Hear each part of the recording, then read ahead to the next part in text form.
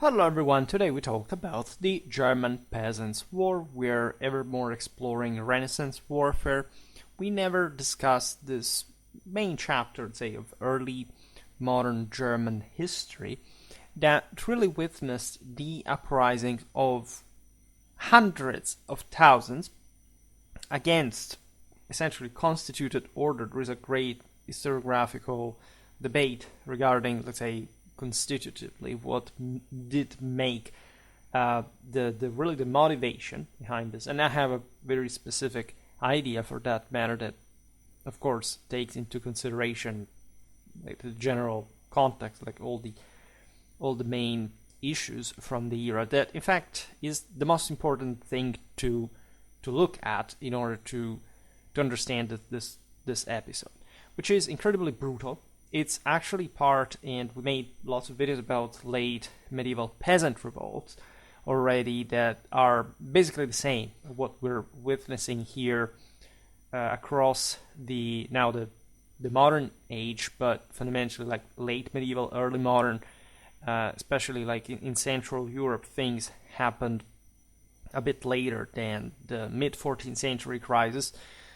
We will not here digress, for example, on, say, Malthusian cycles, etc., because tendentially, say, modernists tend to make this topic a bit their own, right? The notion that structuralism influenced, say, historiography, overloading it, especially for the modern period, in this socioeconomical bias, and so some general issue that stems from, at the end of the day, some sort of class struggle, and that fundamentally crossed out any bigger traditional pattern, because there were at times in this very for this very topic, telling the truth, prevailing notions that stress just sort of the ideal side of the story, wanted to deny the socio-economical one, and both approaches do not make sense because the same tradition forcefully recognizes the intertwinement, the fact you can't really separate them, but it also establishes a hierarchy, and especially when you look at, in this case, the superimposition with the Protestant Reformation, well, you realize that there was something quite big at play. Of course, as a medievalist, it's important for me to properly frame this early modern German context in how I see it, especially for Central Europe in the continuity from the same medieval say standpoint, like mentality and sort of set of values. There is a video which would really go well with this, that is the one about the Landsknechten, in which we looked, of course, at the broader military history of the imperial soldiery established by Maximilian, and being an important thing, especially in the first half of the 16th century, as we will understand also from this video, that really shows all the social instances and the sort of cultural characteristics of the German military and community, which was in fact largely different from the majority of Western Europe for how it was politically and institutionally developing. And you can't basically explain the German Peasants' Revolt otherwise, right? Germany was a very advanced country by this point, and that's also something that people often do not quite realize in the respective meaning of this. It's not a homogeneous country. Like the north is more primitive, it's poorer, right? The south is more florid, is also historically like more Romanized. It's connected with now the essentially the rising Habsburgic, probably regional power. In fact, the German Peasants' War, as you know, goes on in part also as a reaction to the imperial involvement in the Italian wars. Yet, as you know, it's all a very fragmented country. It's in this also benefiting from the general expansion of a system that gradually, it's big. Like Germany is really a big country as a whole. It's territorially, as you know, larger than the contemporary one. It's at this point as technologically advanced as Italy. And we're talking about the Italy of the Renaissance, so the one that essentially made modern European culture and science and technology. So when you look actually at German warfare as well, you realize in the Caracol, in the Reiter, that, for example, the will-lock pistol is one of the many sort of technological primates of the German, in that case, mostly clockworkers. That's something we attribute stereotypically today mostly to Switzerland, but actually was, in fact, just like Switzerland at the time, still a German thing proper, and especially like in the southern, the more developed area. Switzerland actually wasn't that developed at all at the time. But there is, as you know, in the broader picture here, a chronic political fragmentation that corresponds to an equally chronic oligarchization of the system. It's fully and typically ancien regime. However, Central Europe has, let's say, expanded later compared to Western Europe. Like basically everything that happens in Western Europe, if you see in medieval times, in the progression from encapsulation to the creation of, what would become the modern state, etc., national monarchies, like Germany, say Central European area, even more like the North and the Eastern one, come later, right? And the German Peasants' Revolt can be seen essentially as a continuum with the late medieval Peasants' Revolt, as we were saying before, that had started in places like France, Flanders, and Italy, mostly in the sort of mid-14th century, and had been basically settled by that point. Because those were sort of more statalized systems, were more florid, they had a greater sort of civic and statal culture, even in the most feudal contexts like France and Burgundy, etc. The same goes for Spain, England, Germany, Central Europe. Think about the Hussite, right? Comes slightly later, right? The Czechs have their dramatic moment that basically destroys the country in the process in the Hussite revolt. These had been a major issue because at some point, as you know, there was even a Hussite king. There was a capacity of this, say, in the aftermath of a veritable revolution to sort of trying to settle the political scene, like a religious scene, on those premises, but Bohemia gets destroyed in the process. At the end of the day, that's how the Habsburgs come to rule over it. The Hussites spread their seditious mentality, not much really the theology of it, but the brutality of its means, right, to Germany. That is actually a very similar land in different ways, especially Bohemia is very Germanized in itself. And so, as we'll see now, there had been already in the second half of the 15th century some revolts, some insurrections of the German peasantry that were brutally repressed for good, right, as it had happened in all the civilized world, right? But what people do not seem to grasp really when studying late medieval, early modern history is that this is the full affirmation of the ancien regime, right? It's not a moment of liberation, of democratization. There is this, again, positivistic, also in part Protestant mythology that witnesses in the Renaissance, like the freeing of the individual.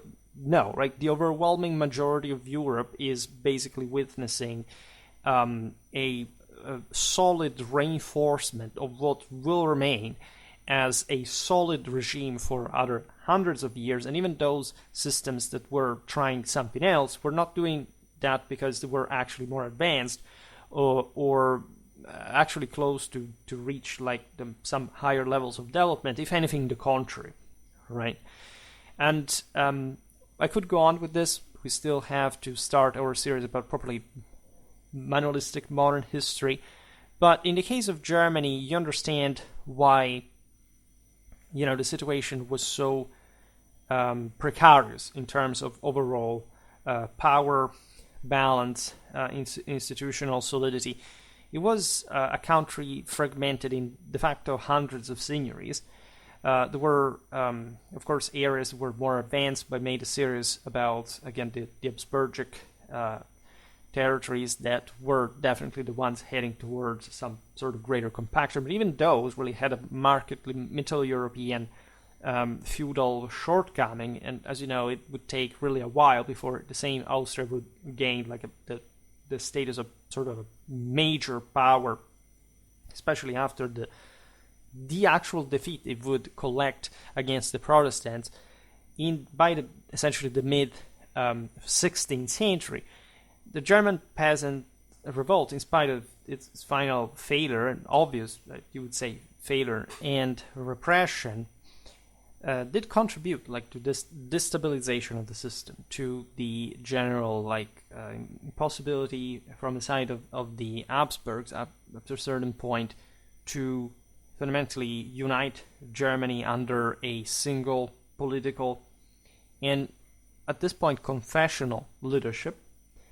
In other words, hadn't Germany been this chronically sort of autonomistic and again feudal privatistic system, the peasants' revolt would have not happened, right? They could have simply not spread. The same goes for the Reformation, right? It was not due to any particular, say, prosperity, especially from the Protestant areas. It was just this fringe nature of these actors that allowed them fundamentally to break away, while indeed the empire was also invested at that point in sort of much bigger struggles in sort of also more relevant directions.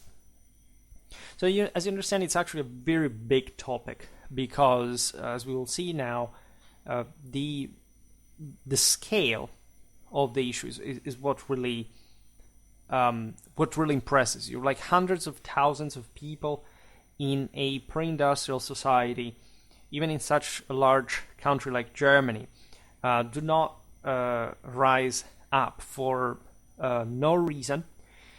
One that is indeed sabotaging civilizationally speaking. I mean, there wasn't, and I will be very frank about this, you know essentially what my opinion is about not just the peasant revolts in the later Middle Ages.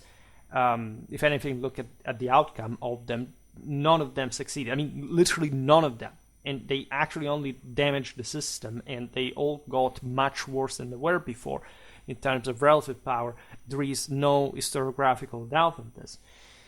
But in a more ideological sense, a very, very, very negative idea of this all, because as we will understand now, of course, these were incredibly brutal times, injustice, real abuses, like this sense of brutality, of considering peasants essentially like subhuman beings was absolutely there, and especially in Central Europe, and especially this was even more truer like in Northern and Eastern Europe. Like, we tend again to romanticize certain conflicts, especially like what the Protestant propaganda has always tried to point out, like that fundamentally if you look at the Netherlands or England at this point, like there was something inherently positive about what was going on with the Reformation. No, it was incredibly savage and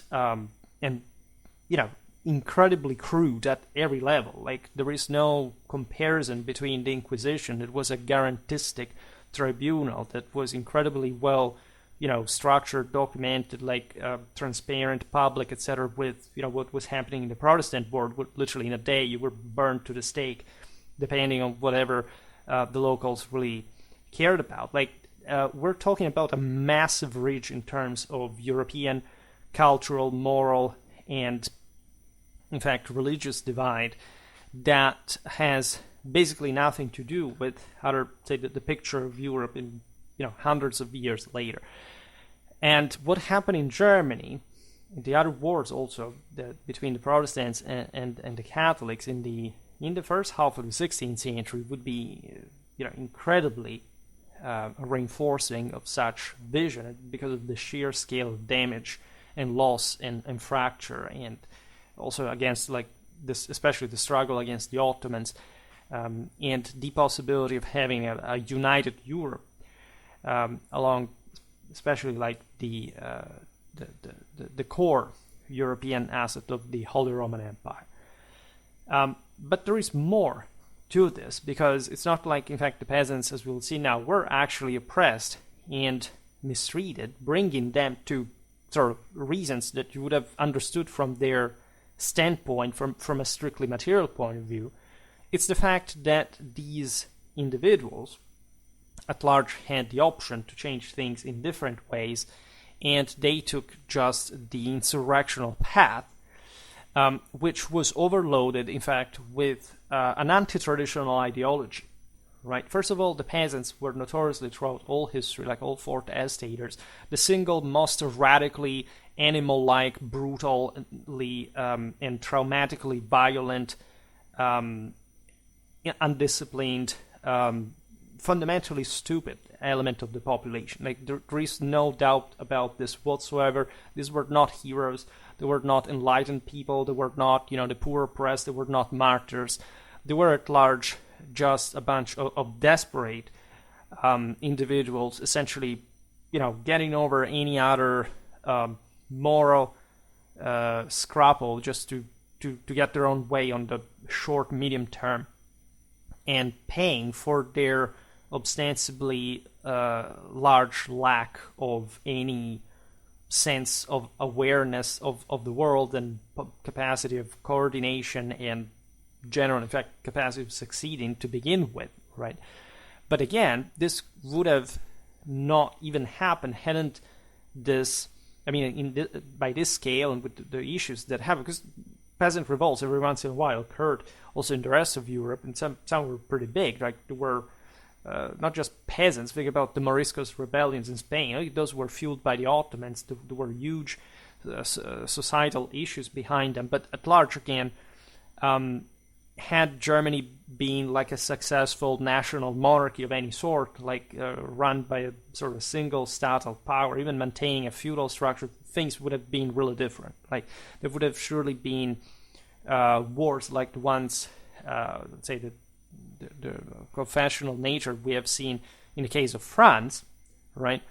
But the shocking brutality and general disorder that the peasants' revolt sort of as abruptly produced without achieving much from an institutional point of view. That was at least the case in France to a degree. Really reflect the condition of Central Europe, which is at this point not particularly bright at all compared to the western part of the continent.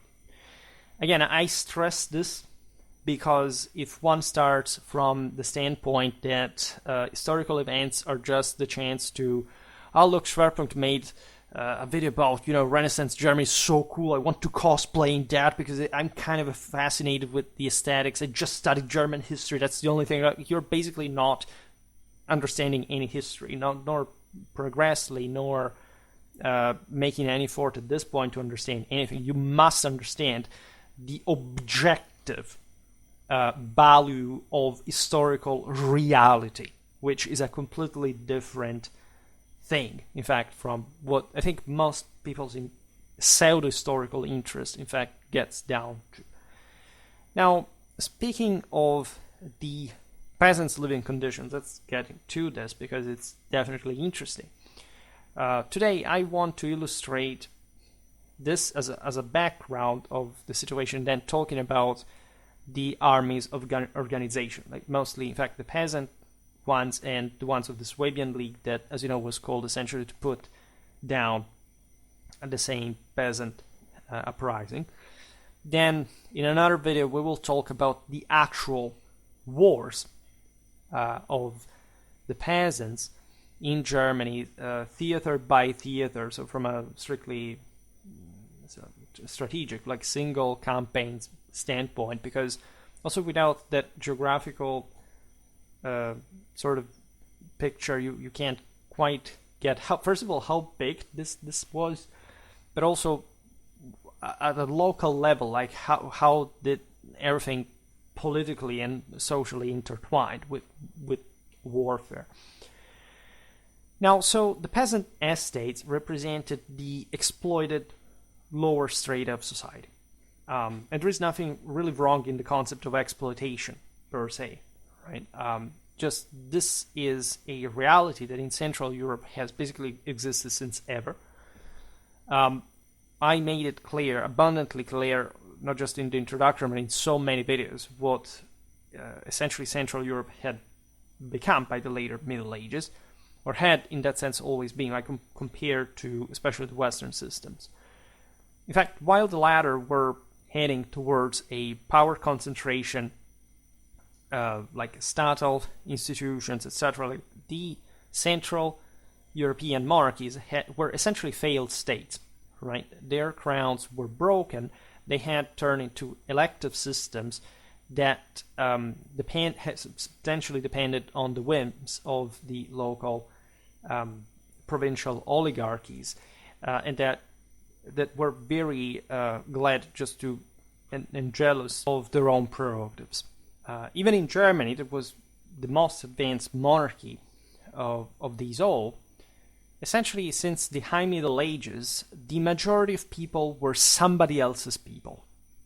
Remember this, when especially you think about the idea of freedom, of liberty, of the good stout peasant who goes there, is fighting for his rights. Actually, the majority of these are exceptions, and the single most sort of extremely oppressed realities where the same nobility is so poor and primitive that must just beat these peasants as mad dogs to be kept under. I made a video about the Marsha, as a matter of fact, which is one of the the best examples of this dynamic at the base of the Jutland, and that in fact never really end well for the same peasants, right? There is no civilizational push, there is no sort of future perspective of political representation. At least big movements like this could theoretically lead to that, but if you look at this in historical perspective, none of them ever got anywhere. Like the only constant in these movements was the collapse of whichever community they found themselves in, and the sharp worsening of their already miserable conditions before the uprisings. Everywhere, right? We have seen them again from the Jacquerie in France to the revolts of the salaried workers of textile industries of Italy and Flanders. We have seen them for the Hussites in Bohemia. This is exactly the same, like what Tyler, John Bolts, etc. in England.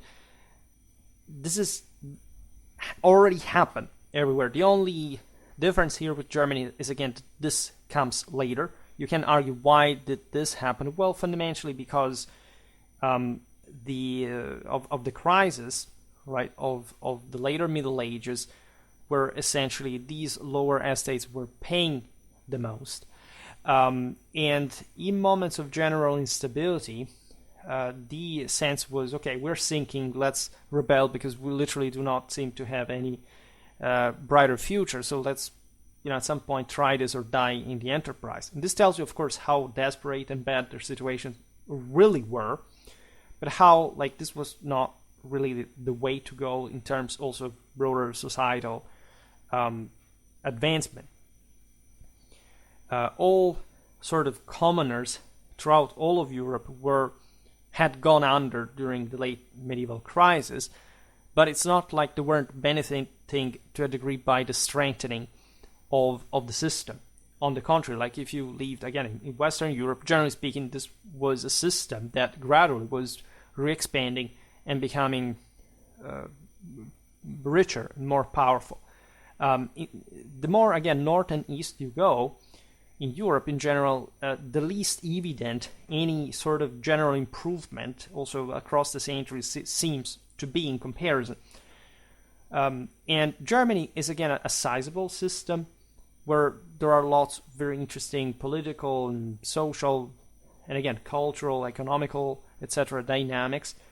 whereby, like, for example, the affirmation of the Habsburgic monarchy does seem to be able to, at this point, to be a convincing option, right? Also, the Habsburgic military at this point in Germany is pretty consistent. Again, the Landsknechten are fundamentally a success in these generations.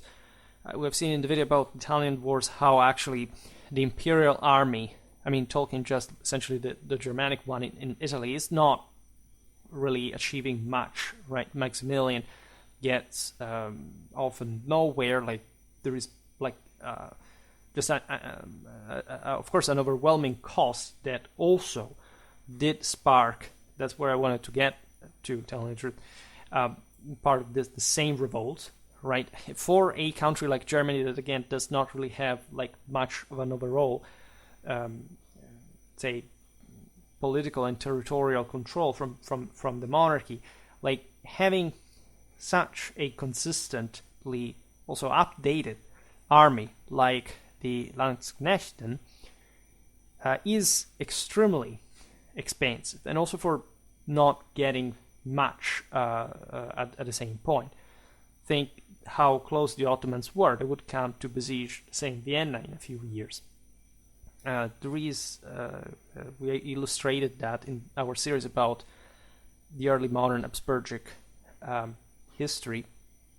This sense that the monarchy was just trying to balance all the issues out to concentrate enough power fundamentally in southeastern Germany, in what now remained of Hungary as well, at least in the Habsburgic hands. Thus, the attempt to affirm like a single rule over Germany, even sort of respecting unavoidably federal character of the institutions, requested an enormous effort, right? Enormous sacrifice, and definitely something that would go often through the same imperial cooptation at the expense of the local peasantry. In part, from medieval times, had remained, say, relatively autonomous in a general political sense, not necessarily in a juridical one. What I mean is that, yes, there are certain parts of Germany in which, like, many communities had been living not really free, because they were always under either the count, the bishop. We have made lots of videos on this topic in our medieval German history series. But up to that point had, in especially the areas where the peasantry was poor, right, where it was in fact more difficult to concentrate power, enjoyed this sort of fringe existence, right? This is, as I was saying before, we've seen it in, for example, the early 14th century infantry revival, which eventually goes down, in fact, with the mid-14th century crisis, because these guys had rebelled before and then they're brought down, fighting only with infantry, because at times they were just rustics in some parts of Europe, and this was particularly true from the fringe areas of the Holy Roman Empire that was already, as we've seen, like, pretty big, not really having a fixed center. And so if you look at the Dithmarschen, if you look at Frisia, in fact, in a broader sense, and then Switzerland and other parts, you see, in parts also Flanders, if you want, between, especially like as a periphery of France that was not poor, but still fundamentally not reaching a statal kind of power.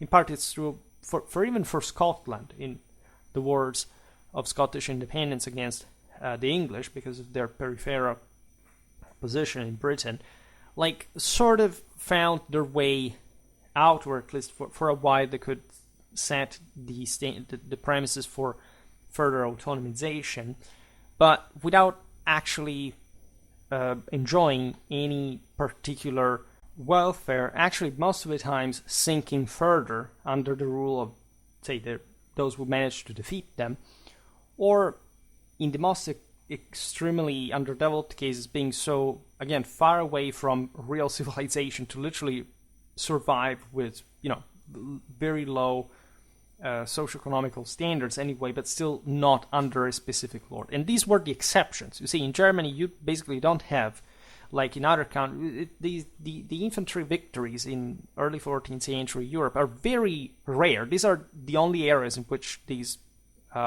battles actually happen. Why? Because, I don't know, the French or the Germans or the Italians or the Spanish did not have like strong infantries. Well, in some cases they had much stronger infantries than the ones of these that managed to defeat knights at a point. But because there was a more solid order, which is the case also for the German hinterland, that, however, only at this point is gathering enough resources for the oligarchy to start structuring a more robust control on the population. Again, what had been done like in Western Europe 1 century before was happening now in Germany. Germany that, as you know, had gone through a lot, like the collapse of essentially the national monarchy, the public state, the oligarchization, like during the so-called princely phase. Last year I made 3 episodes long series to conceptualize princely Germany in this case. And so with the internationalization of troubles like the Italian wars, for example, that were being fought largely also in Holy Roman Imperial territory, the ever greater interdependence, for example, of international traffics, right, and in fact of the local markets and production, we've seen it in many cases, and the in fact new sort of secular modern ideas that were in this general time of trauma, like moving away people from the higher ideals, and in fact, long-lasting commitment and struggle to maintain a Christian unity, radical ideologies that were aimed at specifically sabotage the bigger institutions. Right. This was in large parts also populistic movements. Again, populistic movements in history do not ever get anywhere good. Right. When you realize that this is not like a popular movement, a civic order, something like truly fought for having more rights in a representative sense, etc. Like you realize that even in that, like often you do actually find very deterior, especially in the age of mass society, but at least that's because more familiar and more evident. But throughout all like history, you realize that there are some collective achievements at some point, but at the expense of individual quality. Well, when the thing gets really to let's rise up, because we have to basically tear down constituted order, whichever it is, and whatever it happens is fine, because who does care about civilization? Because we are lesser people who do not even know what basically exists outside of their village, or almost. Like the question is, let's just do it, right? Let's tear everything down. The meaning, of course, is that as we will see now, these peasants felt oppressed to a degree that was fair. In some instances, but that reflected a broader order that they themselves were accomplice with. Right. The point here was not, say, erasing. If it was erasing the system entirely from the most properly extremistic sides, it was not to really establish something else, if not a totalitarian utopia of some sort that nobody agreed on, because these people didn't have any kind of understanding of what that should have practically been. It was just like a violent reaction, enjoying the violence, the chaos, the opportunity that could present itself in the short term, having no plan whatsoever about anything that would happen. Like, for example, a truly S-state political representation in imperial diet, things like that. They lost, right? Again, this had already happened during the Jacquerie. There was an actual chance to get a fourth estate in the parliament. They blew it completely because they ran everything in the worst possible way, because they didn't literally understand anything about what they were even doing at large, all right? And secondly, when you look at these peasants, you realize also that many of them instead, right, are loyal to the institutions. And that there is a the 16th century is literally one of the single most traumatic periods in the history of mankind, and you have those who actually realize how important the constituted order is and how to, improve things in ways that could also, entail threat of violence to be heard, for example, but that could in fact be accommodated. This is actually how a part of the struggle was finally settled. But others that understood like the sense of hierarchy, of order. There's a very interesting intertwinement with the Langsknechten that we almost psychoanalyzed in our video about them, concerning the fact that most of them were actual peasants. They were foretators, but that in the moment in which they entered the service, the imperial service, they sort of even loathed that lifestyle. They felt so much complex about having stemmed from that now that were provided with a cingulum militaris, especially in a country like Germany. It wasn't reasoning much in modern terms, but actually still medieval ones of knights and who bears arms, is free and noble at the same time, very deeply felt, had often varied reactions to this. In part, they contributed to the extermination of the peasants. In part, they actually supported them instead. And also many of these figures, sometimes they were even noblemen, they were preachers, etc. Like they could swing like between these extremes in a system that distinguished itself as a whole for anything but particular solidity. But traditional authority and hierarchy were called to bring order and to put this down to begin with. And we will have the opportunity now to understand how it really worked. A feudal system. Again, Germans had basically never known anything else than that. Like, probably the idea that it was a public culture in Germany had failed, together with the monarchy. That probably was the only one that ever thought that even some sort of like a public state could be ideally established in Germany. The rest of the subjects didn't really care. Right, the princes, counts, bishops, etc. wanted their own private aristocratic power in controlling everything and everyone within the same. Right, that's why you don't have, for example, city-states in Germany in the true like sense of the term. You have the Freie Reichsstadt that actually should be something like that, but that fundamentally do not have any autonomy beyond their city gates, because as soon as you set foot there, like it's either again the count or the bishop that dictates the rules.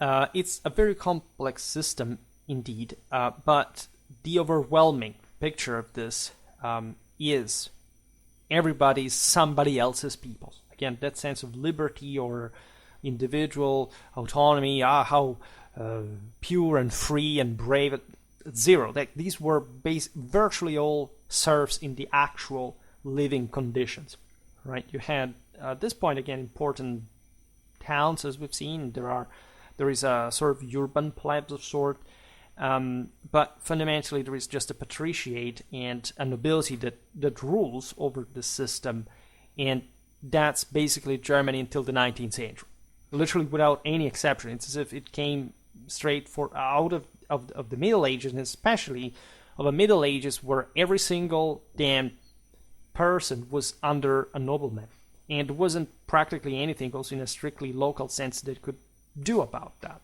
And we will see now how, because great part of the reason why the peasants rebelled was connected with the tightening of this system that would have eventually brought, as it happened also in German history, to the reinforcement of some statal systems, etc., but very gradually, and again, much more slowly than in the rest of Europe. Regardless of the lord, so again, whether a prince, baron, bishop, or town, because the towns did the same towards the peasants, the latter lived under what could be declared arguably dehumanizing and alienated conditions.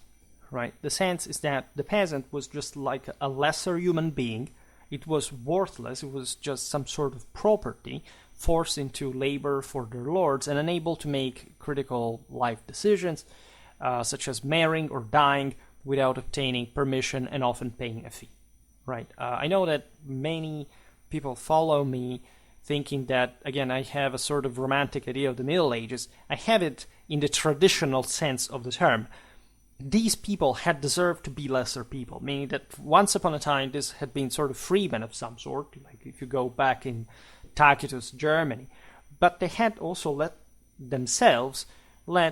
the aristocracy basically taken over. They had recognized that there had been some generally positive dynamic into this, but as a whole, like a broader collective sense of political identity had failed in the system, right? The same peasants were part of that, right? They would prefer to be under their single mafia boss rather than thinking bigger into some sort of broader association, not based on class that didn't even exist as such, but on actual like political or military power that could create some sort of more civilized or robust system. So the peasants themselves shared this state of affairs. Like, they didn't have a high sense of themselves. They actually hated themselves.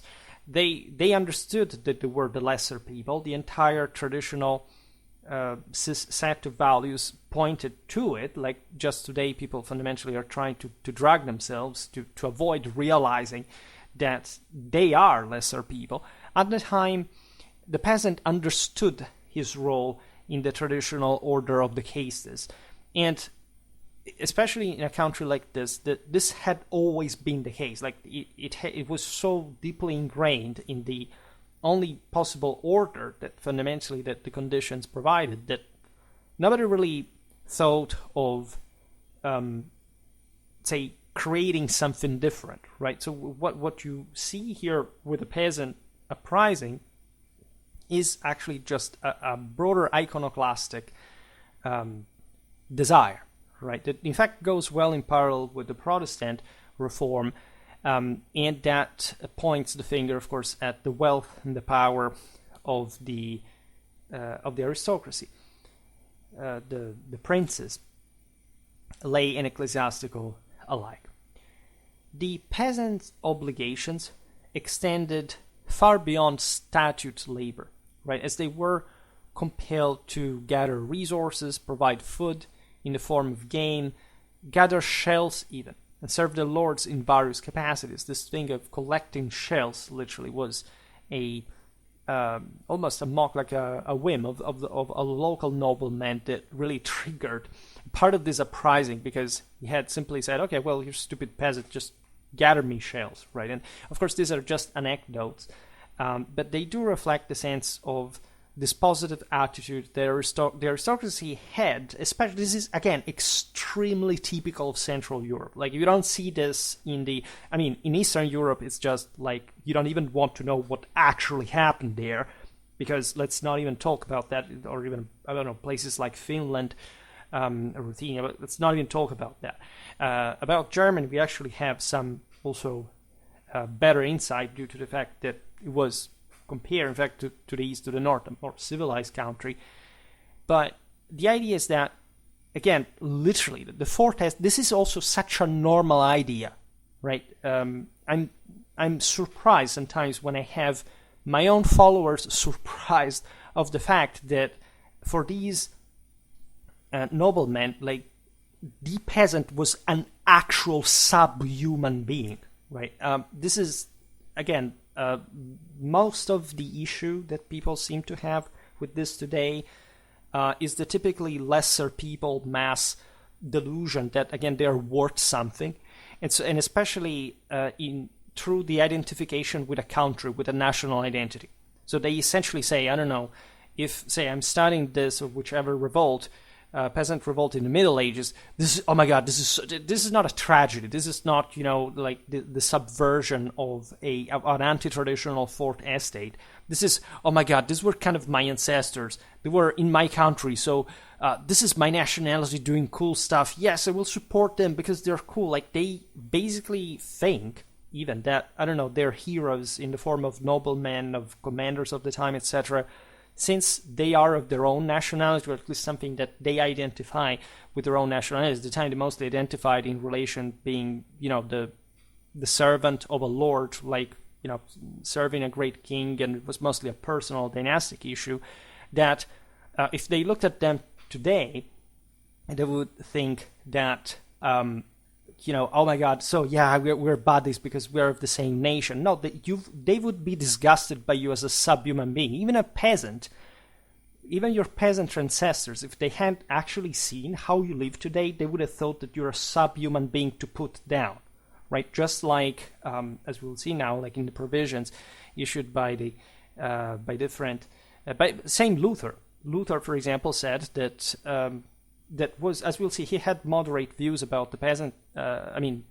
Even though many of them were Protestant, but they were Lutherans themselves, but he was disgusted, rightly so, by these uprisings, and he literally equated them to mad dogs to be put down. These are not human beings; they're animals, right? This is the first and most important. If you have to take away any single thing from this video, is that peasants were understood to be animals, or worse than animals, and that this was completely normal at the time, right? If you don't understand this, if you don't accept this, it's useless that you open any history book. You can do whatever you want, it's completely useless. Whatever kind of idea you may have, it's worthless, right? And you must understand this before it's actually too late for you, or technically it's already the case, but you can argue it's already the case for mankind, actually for humanity, if we want to be really concrete about the unfortunate condition in which we find ourselves. But this was the reality, and the understood reality at the time. And this, as you understand, of course, also did not really spark particularly cute feelings between one another, because it's not like in fact, somebody who feels inferior is happy. Look at what lesser people do today with protests, with going against everything, any kind of authority, because they cannot afford to accept that people have power because they have standards. And in all traditional European, Indo-European tradition, you do not get any power if not from God, right? And if you don't get that, it's because you're less, even those you think are bad people at the top. You're less than them. And there's no way you can prove otherwise unless you become as powerful as them. Now, going back to the point here, the rights to hunt and fish, for example, essential subsistence practices were strictly controlled by the lords. We've seen it since the Middle Ages. The German lords had immediately seized, as a prerogative of their own, these important hunting grounds, forests, ponds, etc. This had once been, in theory, a royal prerogative, but again, the German monarchy has collapsed, and so also all these princes, these mobsters, had basically taken over the system, which added, of course, to the peasants' plight, because for how it worked at the time, for a peasant to use everything, a bridge, a mill, go grazing, whatever, like, they had to pay something to the lord. On top, of course, all the services that there were just to pay to the lord, to be on his land, right, and not being able to move. That's the normality, especially again in Central Europe. Now, the control lords exerted encompassed not only agricultural productivity, but also the personal lives of the peasants, including their families. This serfs, because that's what they were subjected to the whims of the rulers and faced severe penalties, including execution, for defiance or failure to meet demands. Violence was also pretty normal at the time. What do you think that Germany was in the 16th century? Can you even imagine? Like, especially in certain... What is fascinating, by the way, of this, and is that these uprisings largely occurred in the richest areas of the country.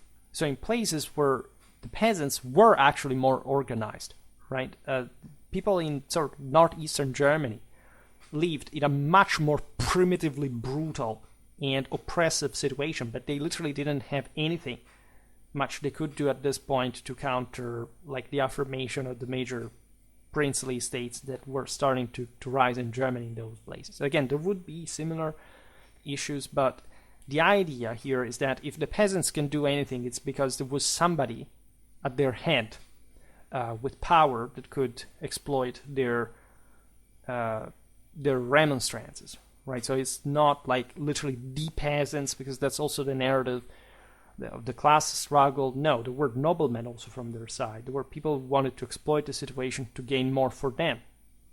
And it doesn't end well for them. They're also, again, not particularly bright figures, but at large, they're more powerful than the peasants, right? Remember that, as we'll see now, there isn't also much of a difference between these peasants' armies of 16th century Germany and the ones of the previous centuries, right? There is some pike and shot warfare. There are even hired mercenaries, professional soldiery by some of these communities, but at large, these peasants are going at war with literally what they have like as personal instruments. It's not like they are massive armies, etc. And in order to get, in terms of collective drill or that punching capacity. So at large, they needed some men at arms to just even teach them how to line up, to wage war, like to organize. They would have had at least an understanding of how to use supplies, to know what the rhythms of the land were. But the general devastations and the blip all and let's destroy everything and see how it goes, it was pretty much like a widespread mentality among them, because they would have not rebelled knowing what would have happened to them in the end if they had no. So by the end of the 15th century, pervasive discontent had taken root among the peasantry in Germany already. The social structure remained heavily feudal, and small-scale insurrections had flared up sporadically, such as those in Wagon in 1476 and Sélestadt in 493. But these early movements were, of course, effectively crushed. They didn't really have anything categorical about them either. Like, hadn't there been like a major peasants' war, we wouldn't even, in the early 16th century, we wouldn't even talk about the smaller ones. They happen, again, also in other places. They were the norm. Every once in a while, these peasants were fed up, exhausted, and said, okay, well, let's take up arms because it's better to die, to at least risk getting something in exchange or die in the in the attempt, rather than continuing like this. The failed Bundschuh revolt has been one of these instances. It had highlighted as a revolt the organizing difficulties faced by the peasants that didn't really have the control of the cornerstone of the territory, the castles, right, used by the noblemen. Subsequent uprisings in the bishopric of Speyer and Breisgau also had met with failure. However, growing unrest was underscored by events like the Poor Conrad movement in 1514, where in Württemberg, where increasing taxation provoked peasants and urban workers to action. Another feature of this, again, gradually the German principates are concentrating power, and they have this ever greater societal control. However, the broader system is feeble, as we've seen it. This happens in a very politically fragmented and parceled reality. So what like a local seigneury could do could be sort of countered by other groups out there. And if there was enough, again, discontent in the relation between noblemen and peasants, the latter thinking that the former were essentially also bonding in order to avoid them, to remove those already meager rights on which they were barely surviving, they would think about reacting this way, because the local government was so fragmented that there was some option, right? This was a thing within Germany. If you, yes, these conditions were terrible pretty much all across the country, but at least the fragmentation could allow for some, for example, move, right? It wasn't easy at all. Like the peasants would, again, always be strictly controlled. No nobleman really wanted this to end. Also in the surrounding seigneuries, like there was again this estate solidarity, right? But if a major uprising occurred and at least some pockets of autonomy or temporary power could be achieved, like the peasants began to think that this could have been an idea, an extreme, right? Something that would have at a point caused maybe some change for the better. But they knew very well that this pointed towards just a greater destabilization. And at large, they did not really understand the consequences of that. And most of these movements were, again, loaded with completely rigged anti-traditional ideas that, in fact, is the reason why the system failed. Like, if you do not really understand how the world works, you can't really take its control, right?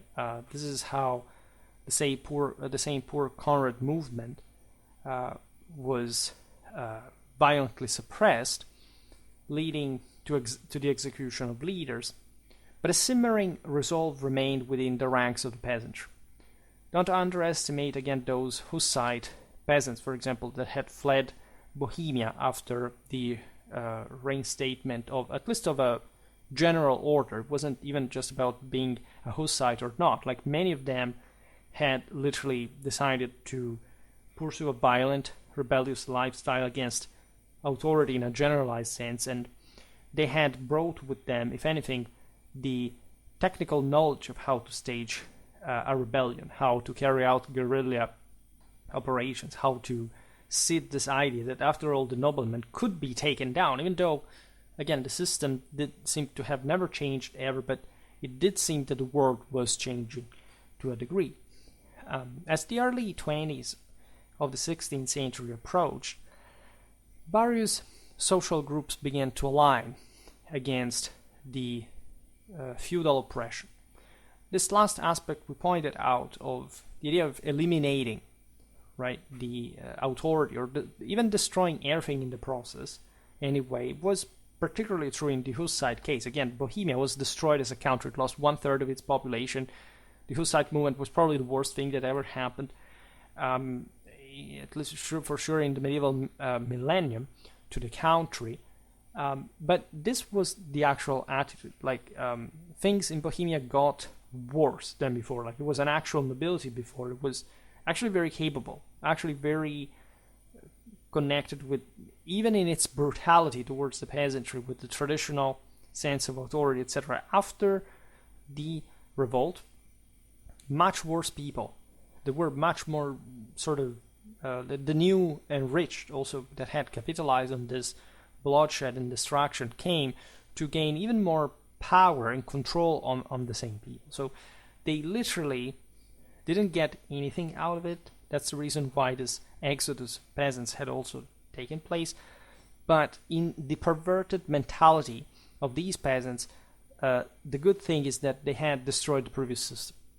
And so who cares if their condition was disgusting? Because if it was disgusting before for them, to their extremes, nothing seemed really to have even changed, right? At least they had made it pay to the bigger ones. Actually, most of them would repent what happened because their conditions did actually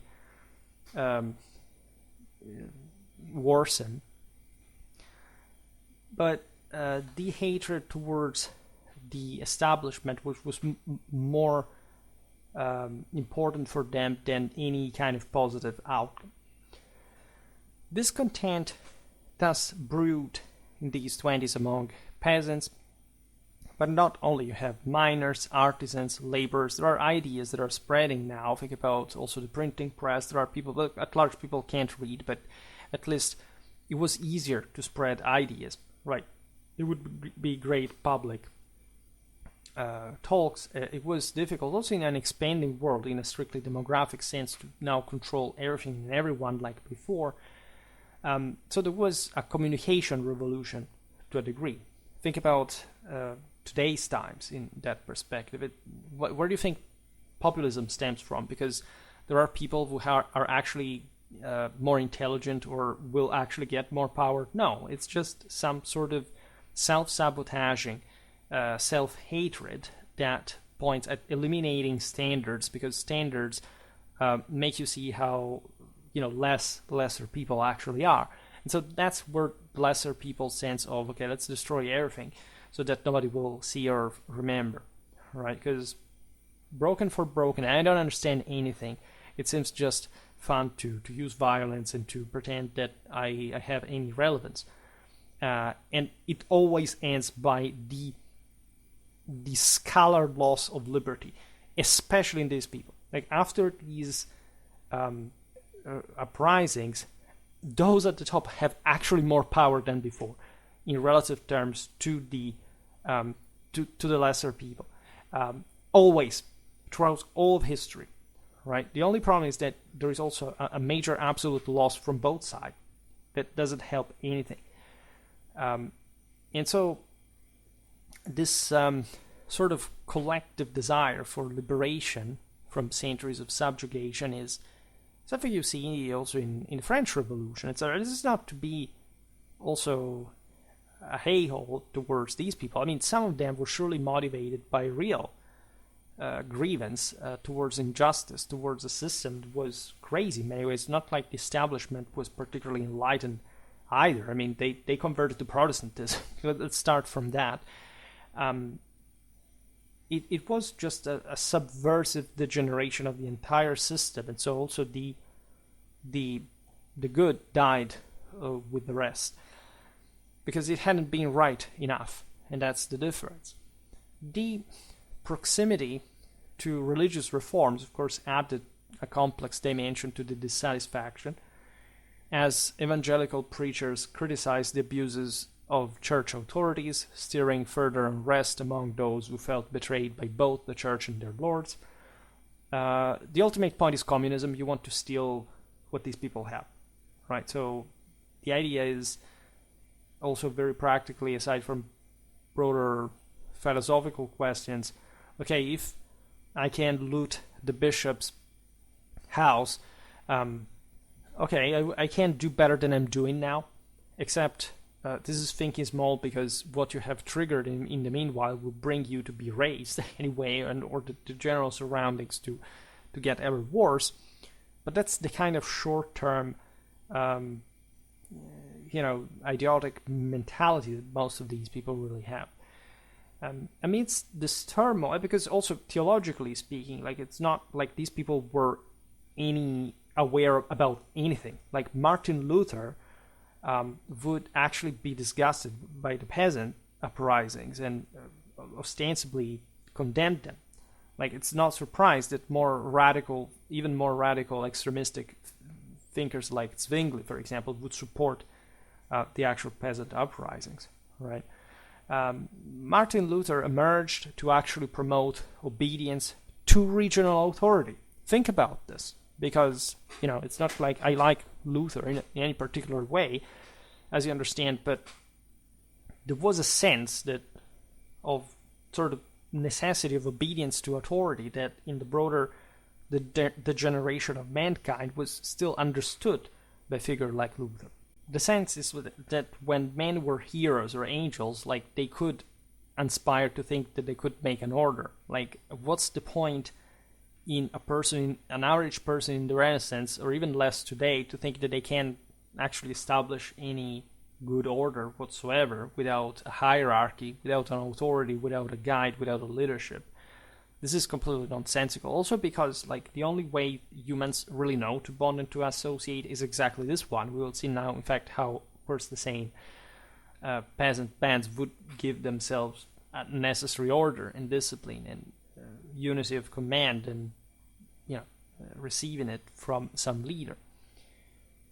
And this is how, again, this is the excuse. This is the conspiratorial mentality that people use to subtract themselves from at least confronting with reality, at least for a while, then reality crashes in their faces.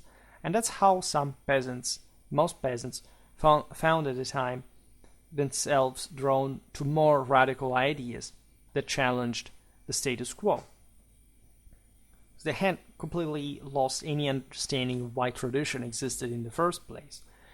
Now, the spark that ignited widespread revolt came during the harvest of 1524 in the county of Stühlingen, when the Countess of Lupfen's absurd demand that we mentioned before for serfs to gather snail shells became the final impetus for rebellion.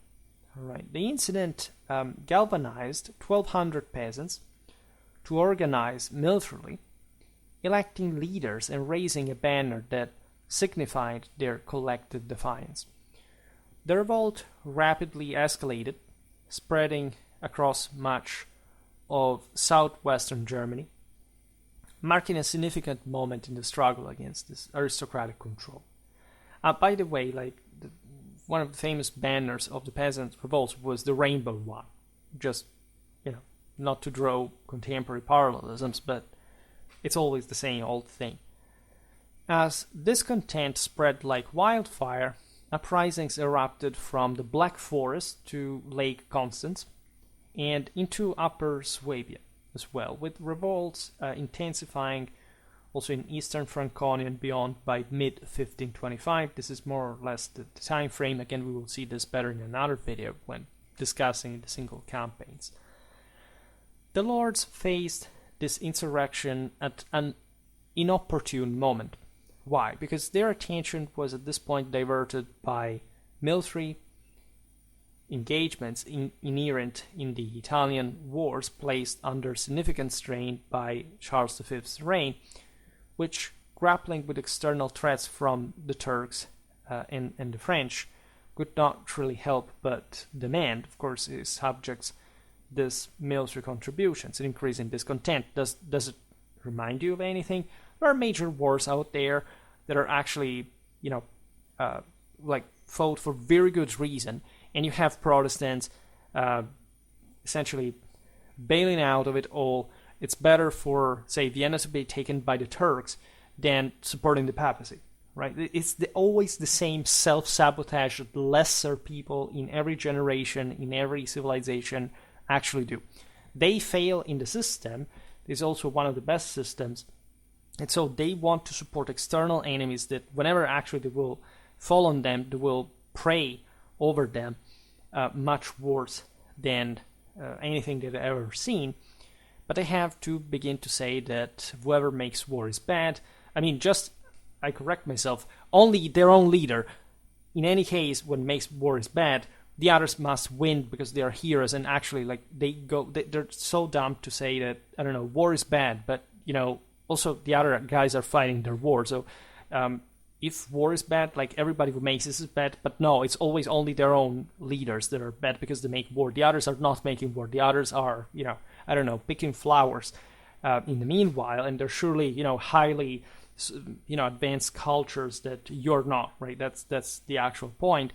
You understand how frustrating, of course, also at that time, this attitude really was, if you understand what the Habsburgs were trying to do at that point. The empire's military struggle limited the effectiveness of the lords' reactions to the peasant revolt, right, leading to a lack of coordinated responses as well. It was very difficult to organize a coordinated repression of these uprisings that were really new. I would like actually to stress that the German Peasants' Revolt were the largest uprising in European history up to the French Revolution. Right? It was actually massive. Again, we're talking hundreds of thousands of people that were apparently also killed in the hundreds of thousands. So it was a major catastrophe, a major disaster. I can't stress enough how negative this was for Germany and for the same peasantry at the time. The German princes, often reliant on mercenary forces due to resource constraints, were caught in a precarious situation.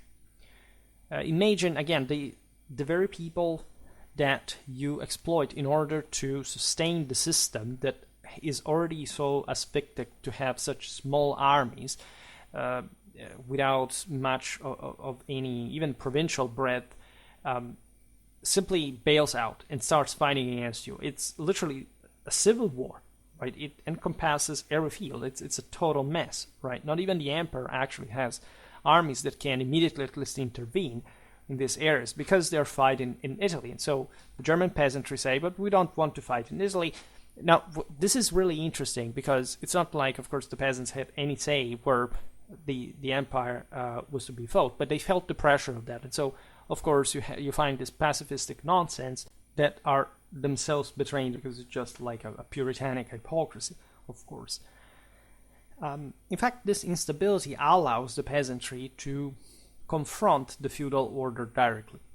This was a great chance for many of them. It was indeed empowering to feel like this order now could be shattered, at least could be, really addressed with the violence that these oppressed masses had, been dreaming to unleash, right? Seeking to overturn the entrenched system that had kept them subservient for centuries, or even more. The peasants, realizing their strength in numbers especially, began to transform localized discontent into a formidable movement against their oppressors, marking a pivotal moment in the broader struggle for this sense of, social justice and reform. Again, these are literally the same meanings that you can connect to contemporary communistic beliefs. What is fascinating about this, as always, is that even though the peasants are, again, mobilizing in such large numbers, they're actually incapable of achieving anything positive. All right? It's like the big revolutions. It's not like once this violence is channeled somewhere, eventually it gets to the benefit of the peasants, or they're actually in control themselves of their own actions. No, there is no major policy that could, in the hundreds of thousands, you could even found another principality in Germany for that matter. But of course, this was to go nowhere because it did not really have a vision of how even like a new order could be actually established. All right, it was blind fury, sense of vengeance, and need for violence, for looting, anything that could unleash this Dionysian frenzy, like to tear down the symbols of power. Charles V's military capabilities were heavily taxed, of course, during the Peasants' War, as he was engaged in the war in Italy against Francis I. To manage the unrest in Germany, he appointed his brother, the Archduke Ferdinand of Austria, to address the rebellion in Central Europe.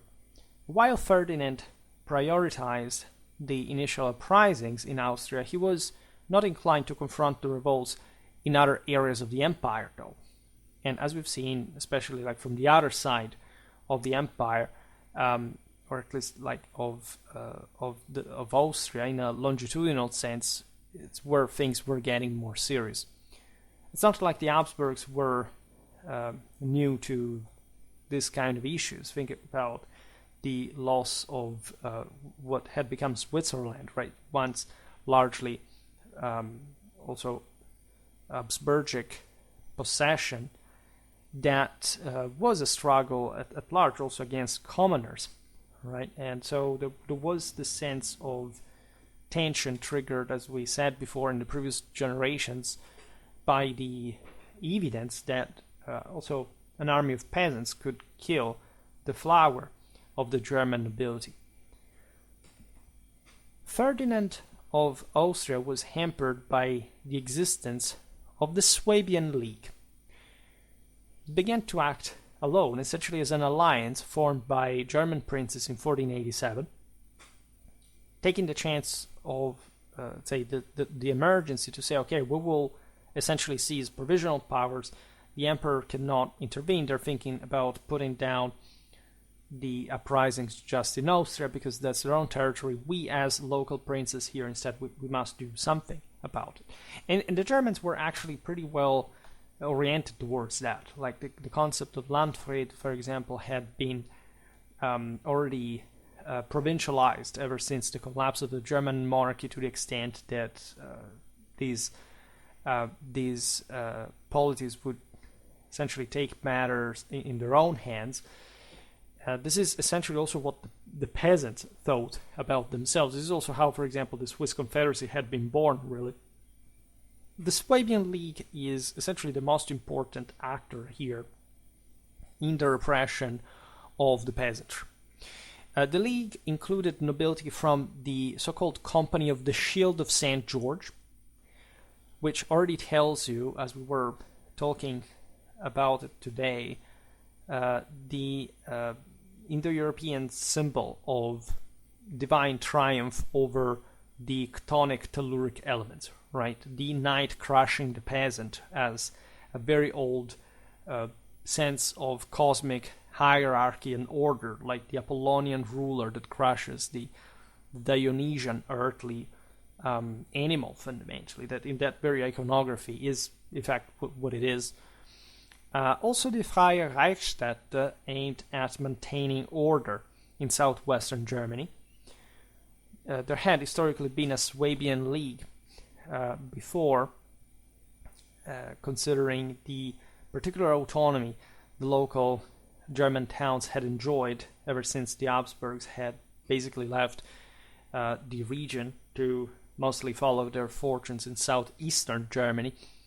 And so also the same emperors had provided these charters of autonomy, basically of imperial immediacy. These towns could not be ruled over by any other prince, and so they acted themselves as princes, and they had some, again, military capacity, especially in coalition and always with the presence of local noblemen. They put together these forces and go hunting for rebellious peasants. Prominent members of the Suabian League consisted of various cities such as Ulm, Esslingen, and Reutlingen, and even included later additions like Augsburg, Heilbronn, and others from the Bavarian states, as this peasant uprising was extending and firing wide all across Germany. The League's membership expanded to include several influential figures such as the bishops of Bamberg and Würzburg, and various dukes and landgraves, which bolstered its military capacity across southern Germany. As rebellions spread further into the empire, the dukes of Saxony and Brunswick even, so this goes from east to west, north to south, also felt compelled to prepare their defenses preemptively, because you see these peasants, you know what they're thinking, when you cross them in the street or looking at them from your castle towers. And of course, many of these princes had been responsible for that kind of decentralization of power, of spreading of sort of the Lutheran ideas and more, that brought the peasants to embolden themselves against the same authority. I mean, you rebel against the Pope, you rebel against the Emperor. Well, okay, well, why shouldn't I rebel against you? That was actually the point. Germany, as we said before, again, was experiencing a tumultuous growth, which, as it always happens, is accompanied by lack of regulation, right? And this had already been a problem in the 12th century, in any other moment in which the boom was happening, or at least some important expansion was occurring, and the local institutions were too weak just to regulate this growth. And so you would have major issues, extremism, disorder, violence, and more. The Suabian League had taken steps to secure financing, exactly also for this reason. The Germans had a very interesting banking system that had been spreading, as you know, in sophistication, also from Italy, from these relations with the empire in general. Think about, we'll see now, the Fugger, for example, that eventually went bankrupt to subsidize the empire, but still, they were from Augsburg themselves, so that's why they were important in this area as well, as far as the revolt was concerned. The League had also effectively pawned the Duchy of Württemberg to Ferdinand for a substantial sum, which provided the necessary resources for the military campaigns necessary to repress these peasants, because that was also the main problem. Yes, we must act, but with which money, right? How do we actually buy the people who are going to fight for us to crush the peasants? Because among these peasants, remember, there are also Landsknechte, right? It was all cooked into that. The Holy Roman Emperor had called, like many fourth estaters under their banners, in a sense to give them this idea that we're fighting against the nobility. You see, a monarchy and the people at large are sympathetic towards the idea that there is an aristocracy that they want to keep under control. And the Habsburgs were clever because they controlled just one part of the empire, so they could basically use these Landsknechte, that, as you know, were also copied after the Swiss model, so mostly pike and now shot also tactics that were quite harmful against the heavy cavalry, largely like the German princes up to the previous generations had been, dominating the country with. And you can't concentrate these pikemen under your control as actual salaried soldiers of the empire, because the empire is pretty wide, and the princes understand that, of course, there must be some minimal power concentration. And the Habsburgs, again, are quickly rising as, also a threatening force now towards these other places. But the sense is also, from their perspective, that when you eventually disbanded this Landsknecht, and at large, some would be discharged, etc., they would come back home. And home, they start having like very interesting lifestyle, because first of all, they're not peasants anymore. They feel themselves something more. They even challenge the local noblemen, or sometimes they actually become part of the retinue of these noblemen. And so there is also a spread of the technicalities of warfare among like the fourth estate, with alternating outcomes from a political and ideological standpoint. This is the reason why, for example, the French notoriously hired just the Swiss. They didn't really have a native French infantry during the Italian wars worth of relevance, because they rightly understood that had they sort of created this militarized force of commoners, once these would have come back home, France would have had a dangerous veteran group with all combatistic instances of that wanted to tear down the existing order, the feudal aristocracy, that could and would be quite an issue. In fact, something relatively similar happened during the French Wars of Religion as well, when France was creating some sort of more now properly national infantry forces. But we will talk more in depth about that as well. Wealthy patrician families like the Fuggers and Welsers were inclined to fund the Suabian League's efforts to maintain social order. That's kind of obvious. Like, there is no civilization without banks, regardless of what, in fact, lesser people paranoidly and hysterically believe. And this is exactly the same mass phenomenon we're witnessing today. These are actually the people who know how to see where the stability lays. They want economy to work smoothly, trade to flow, and like the general markets to be stable, right? And so they obviously start funding traditional authority in order to put down this mess. The military organization of the Suabian League was centralized in Ulm, so we are close to all these places that they're concentrating wealth and power, right, in order to raise an army and operate from the same places where this rabble is scorching the land. And this is important again because the peasantry does realize that there is wealth here, right? It's just like the anti-Jewish uprisings during the First Crusade. Right, the local bishops and nobility began to butcher the German rabble that began to attack the Jews because of like this new wave of fanatic fervor, but mostly because they wanted actually to steal their goods, and the Jews had been agents of the monarchy, of the princes, because they were essentially allowed money lending against the restriction applied to Christians. And so that was basically how like the establishment had always defended the traditional order.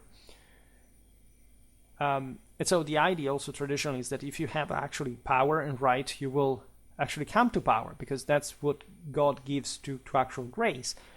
The peasants, this sort of passive-aggressive attitude that, for example, that works do not have worth, right, and so that this retribution does not exist, is exactly the ideology that is spreading with Protestantism among these people, because they have to justify why social order exists, and they suck so badly at it. It can be a peasant towards a nobleman, but it's in part also, I don't know, the poorer northern German princes compared to the more powerful Habsburgic South, which is, I mean, in the outcome fair, because at the end of the day, the Reformation does succeed, at least to split Germany, right, and to prevent the same Habsburgic expansion. But at least the peasants did not really have this this even half accomplishment. In Ulm, the Suabian League had a war council exercising command and directing troop levies from each member of the league. Each new city or individual that joined theoretically enhanced the league's military strength, right? But it wasn't always done sort of in the same way. It was sometimes also seeking protection, always in exchange for something else. And that's how this anti-peasant uprising power would materialize. The League's forces relied significantly on heavy cavalry, right? This was really the mainstay of the local nobility. Again, even if pike and shot warfare is present there, we have made so many videos about the Renaissance military to know that this is just a big army that intervenes with that mass of pikemen and collective training and logistical support when the state intervenes. Like the local noblemen, also in the age of pike and shot warfare at large, fight in the traditional way. It's not like pikes or guns had not existed in Germany before, but they had not been enough alone, as also this subjected infantry, world, like that the peasants also themselves are, against the nobility. Right? The nobility keeps fighting on horseback because against this rabble it is decisive, right? It's not, however, like the effectiveness of infantry tactics had not played a role already, right? The same German men-at-arms, yes, did fight on horseback. This was really, as we'll see now, what the peasants at large lacked, right? Because they could organize some relatively effective infantry formations, but they could not find really the amount of noblemen who could create like effective heavy cavalry battle lines to fight for their side. You can see already during the Suabian Wars of 1498-99, that we'll talk about in another video perhaps, beginning like the infantry tactics beginning to change the landscape of military engagements. Like the Peasants' War happened at the time when pike formations and handgunners were gaining prominence. And so cavalry needed to be both mobile and more sort of flexible than before. The League's light cavalry, for example, known as Rennfahne, was identified by their distinctive black and white standard with two crossed swords. Many of these cavalry members came from the lower nobility, often lacking the means to maintain traditional heavy armor, thus opting for lighter, more mobile horse. This was a trend we've seen in the sort of lances of the Renaissance. The idea is that the full men-at-arms, say at this point in southern Germany, using Maximilian armor, was such a traumatically expensive force that even the lower nobility could simply not afford it anymore, so they would go at war still as heavy cavalry, as it was really demanded by the ranks, also like in this general chivalric knightly symbology, of course, ever more needed to crush this peasant infantry rabble, but with also, in fact, more incredibly sort of specializing tasks, like for support toward the ultra heavy, like just at times needing even to be more mobile in the presence of particular enemies, and even dismounting, as it was the case, especially ever more throughout the 15th century, etc. Overall, these areas still have a very traditional way of war, because they are, again, not particularly statalized, but they already experienced this increase in pike and shot warfare, and also cavalry starts being wary of that. The foot soldiers were primarily drawn from the ranks of the Landsknechte themselves. Soldiers, mercenaries at this point, were organized into regiments or Haufen, with companies, the Fähnlein, consisting of 120 to 300 men, so having essentially their own flags, each associated with a banner representing the towns or imperial cities they hailed from. So a typically medieval organization. Very colorful, very, again, still archaic to some extent, but functional for this operational context. Because Landsknechten had to provide their own equipment and provisions, their organizations included substantial logistical support known as Tross, consisting of suppliers and service personnel. This is very relevant. There wasn't like that straightforward dependency, in fact, on the state, even for imperial soldiery, and also especially in this case, which they would have been paid, but they had also to, in fact, purchase their own equipment through the salary by these, like, that's also why saddle train existed to begin with. There were always also like some soldiers, families accompanied with merchants, prostitutes, and so on. All this naturally necessitated a structured command to ensure cohesion during campaigns, with informal assemblies, the Gemein, meaning literally together, and a court-martial to uphold discipline. And the hierarchy criterion was, of course, based on, of course, like the statutes of the League, but also, of course, on the traditional recognition of status, rank, especially as a hallmark here, distinguishing the League members from the peasants that wanted to tear down that system. Consider that there were untrustworthy League members that, a bit like, Lutheran Landsknechten serving the Catholic imperial army, at some point mutilating and going on to sack Rome, for example. There were also among the League's soldiers, as we'll understand better now, some, even Landsknechten, for example, but even noblemen, to some degree, that were maybe siding, or were, switching side and, abandoning the League for some, generous peasant offer of command and some prerogatives. All these League members, of course, had, as we've seen, a territorial rooting, so there was so much competition and concealed interests and dynamics that were definitely altering. Say, where do the peasant go now? Like, whose land are they destroying? Like, there were so many feuds and political rivalries here that complicate the picture, to say the least.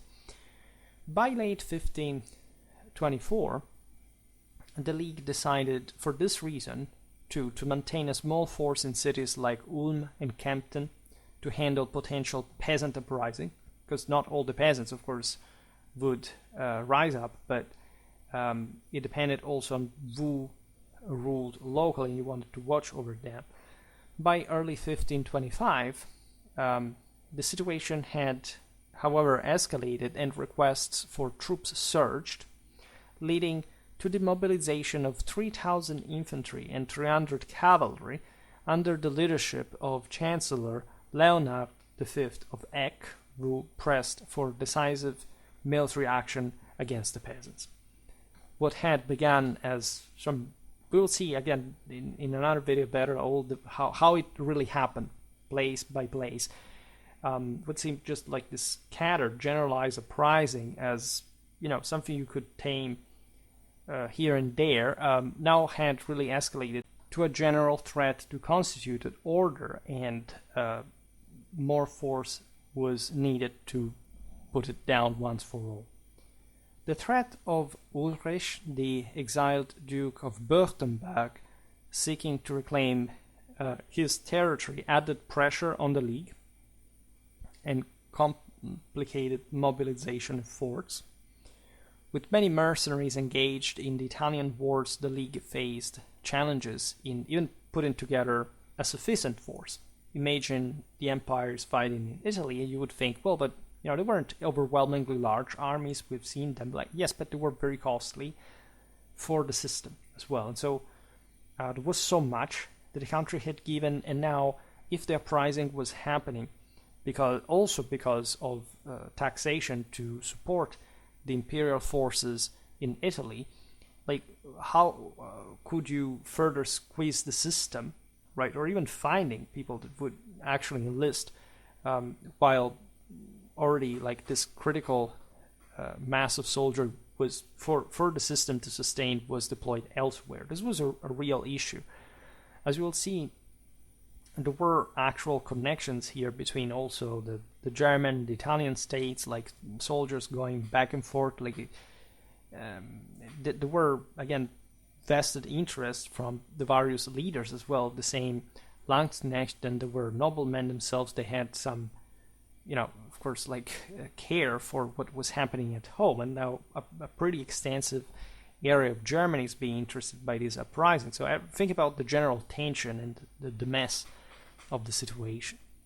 A situation that thus prompted leaders to consider delaying also immediate military confrontation, unfortunately, aiming to engage the peasants in negotiations now regarding their political grievances while waiting for reinforcement, so that when the peasants would have lowered the guard, or at least they would have kept in check to some extent against this excuse for negotiations, they could have been put down by the newly arrived forces. The peasants were aware of this, by the way, but you see that they were already managing to achieve something with this immense mobilization. Command over the League's operation fell to Georg Truchsess of Waldburg. The Truchsess would be the Schall, right, of Waldburg, stationed in a region heavily affected by the uprisings. And he really becomes the symbol of the repression against the peasants. When he initiated his campaign in early April, Georg led an army of 1,500 cavalry, 7,000 infantry, and 18 artillery pieces. It's not a few, right, for the times and the places, considering it's fundamentally just a provincial, Suabian scaled force, right? Georg appointed officers to manage both foot and cavalry troops, ensuring an organized response to growing unrest. It was not easy to keep together armies at the time, especially now with so much infiltration from the side of these extremists within the same ranks of the League, right? The Peasants' War is often considered a misnamed term, right, involving not just peasants but also day laborers, artisans, townfolks, discontented landlords, and mercenaries from Germany and Switzerland. It's as if today you said, we're using the police to put down terrorism, and maybe some of these policemen are actually now from an ethnic origin, still maybe sympathizing with the with the ideologies that those same groups are actually causing terrorism for. So it does happen, like in every society, in every army, and it's interesting to look at the implications here. Due to this complex situation, estimating even the size of the rebel forces remains a challenging task from the other side. I mean, the peasants were even more cowardly, as of course the general, even commitment to the cause really was. Like, we're talking hundreds of thousands, and these are estimated again by modern historiographical calculation as the actual scale of the mobilization all across Germany, and it does make sense. However, when we talk about single armies, it's another story. For example, we do have, of course, sources from some prominent figures of the time. For example, the Archduke Ferdinand's own estimates put the number of peasants at 200,000, while the diaries from the Sanutas, famous Venetian historians, claim 300,000 or something around that. Other sources indicate a peasant army between Constance and Augsburg consisting of allegedly 100,000. It doesn't make any sense, right? They would have never been able to put together any of these numbers. That's not how an army works, especially at the time. But again, you can't simply distinguish the army from the entire population that supports it, right? So we talk about the peasantry, the majority of the population. We realize that these numbers are, at least in the general support, correct. Like we will see now, like there were armies of easily like tens of thousands of men, but not, particularly large ones as well, just a few of that. The Tauber Valley Articles of War provide a clearer basis for estimation of peasant forces, suggesting that each band typically comprised several companies of approximately 500 men, translating into several thousand men per band, which, as we'll understand now, were not even technically all the, say, spearhead of the formation. A rebel majority that made mass, also from a psychological standpoint, behind, say, the pikemen, even just as we've seen the soldiers, that the same peasants would hire at a point because they were particularly inept in terms of military organization.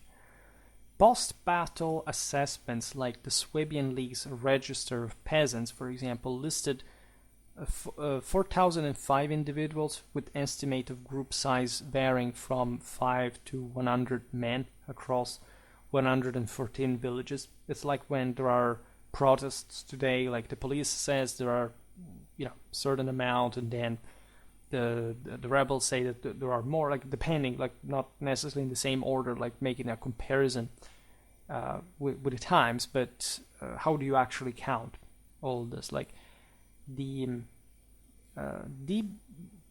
peasant participation to these uprisings, however, was consistent. That much we do know. Also because the reasons why they would participate to them naturally could vary from place to place, but if in a single place, like the peasants were subject to similar conditions, aside from personal reasons, like the general political motivation was the same, right? It was pretty homogeneous. Given that, for example, the aforementioned register, so literally what the Suabian League registers after the battle, there is likely overestimation of the numbers. Still, when we calculate, even based on this data, we suggest that a mobilization of between 120 and 150,000 peasants across southwest Germany during the war, albeit of course not being simultaneously active, is possible. We instead know that the urban plebs did not consistently participate to the peasant uprisings.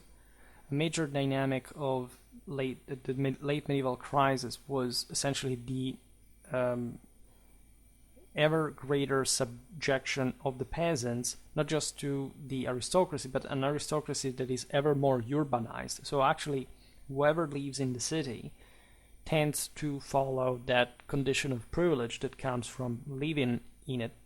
We've seen that even these charters of imperial immediacy are actually very sought after in Germany, and it's not like these are, again, particularly powerful cities on their own, right? But they can bond with one another, and in fact, like the Suabian League also reflects this sort of mostly city-based association, which of course is all one with the same rural nobility that is the same one that has its own peasant products being sold in the urban market. So now the peasant uprising was damaging both in that way. Reason for which the same urban plebs is not that highly convinced. This is all with the Protestant Reformation in the background. So again, a very ideologically heightened situation where like you have lots of people also from other estates trying to make something of this major issue here and there for their own interest. Now the peasant armies organized into territorial bands known as Haufen.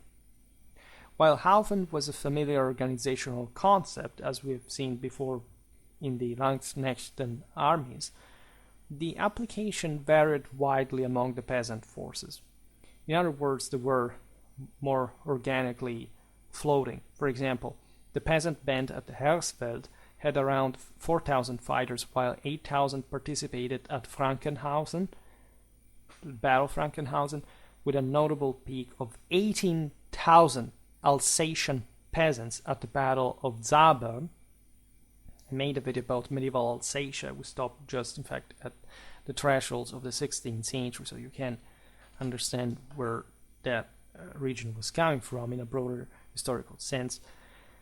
The number of companies within bands fluctuated that widely. And at Weingarten, for example, the Suabian League recognized 32 peasant standards, each equivalent to a company made up of around 500 men, organized into smaller groups, often of 10 to 15. Which sort of makes sense. Basically, you have a company and these other platoon level units all grouped into what would be conceptually similar to what become a regiment of some sort. But there is really not this is just like the basics of how like an army would have operated, also like coming from medieval times. And so especially for the peasant armies, there is nothing so rigidly predetermined or especially like innovating in the way of war of the time. Remember that these peasants weren't doing everything alone. There were noblemen, there were soldiers that would teach them how to operate. They would train them how to deploy in an orderly battle line to keep them with information during the engagement. It was actually a very thankless job. Like these peasant armies weren't really much, but at large, like they were pretty angry and so motivated. They wanted to kill the people in front of them, so they were actually dangerous, right? And to some extent effective. So there would have not been an uprising hadn't that been the case. Leadership was a significant issue, as many rebels struggled to find commanders with military experience to begin with in the interest of numbers, right? There would be all these figures, but the peasants again lacked this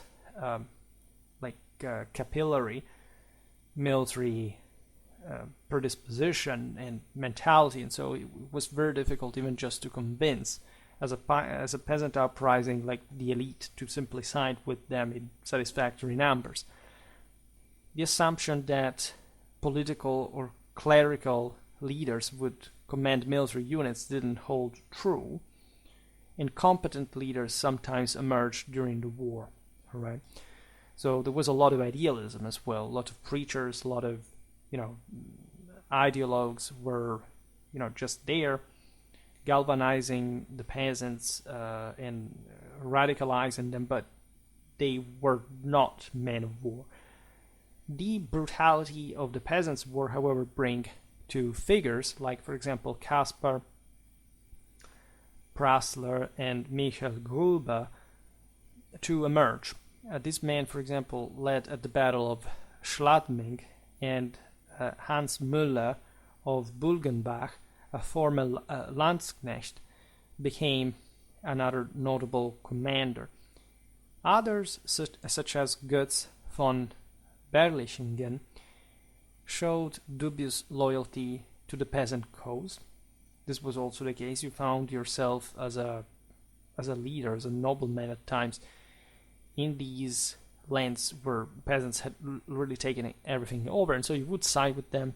You would try at least, maybe not just the same guy of the same land, the same lord against they were rebelling, but there would be chances of, cases of which this would happen as well, because again of the general need also to save your own skin, and to being overwhelmed by the circumstances also outside your own lordship, right, for which your peasants had to respond and you took control of the situation.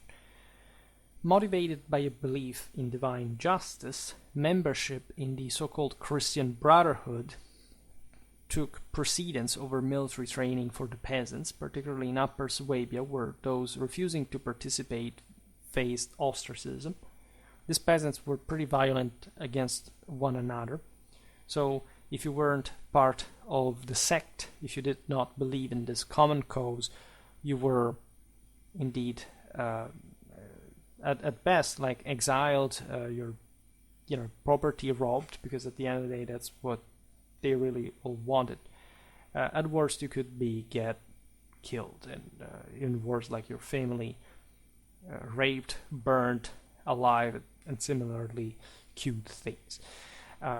Democracy played a crucial role in the peasant military command structure. The idea, of course, was an underlying egalitarian utopia whereby the peasants had all to choose together, even though, of course, without leadership, without hierarchy, without authority, you really can't go anywhere, and in fact single leaders would emerge.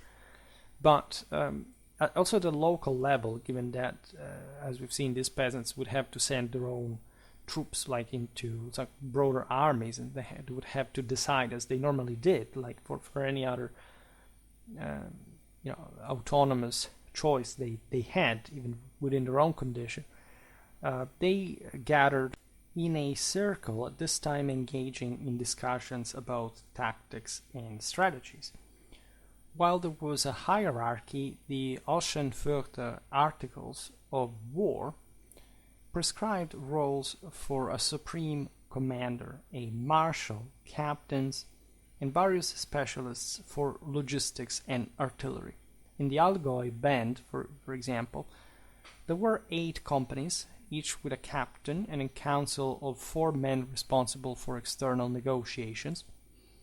These were essentially paramilitary organizational standards. Even in a peasant uprising, fundamentally the tactical basis of the army was the company, and generally speaking, this followed a specific hierarchy again. So of course it's not like the peasants were literally separated from the world or did not know how to put together some forces to fight. Like if you look at any sort of historical uprising of especially peasant forces, you realize that whichever era, if you give this man the chance to take over, to seize weapons, etc., it's not like they're incapable of fighting, right? There is something very standardly human about that capacity.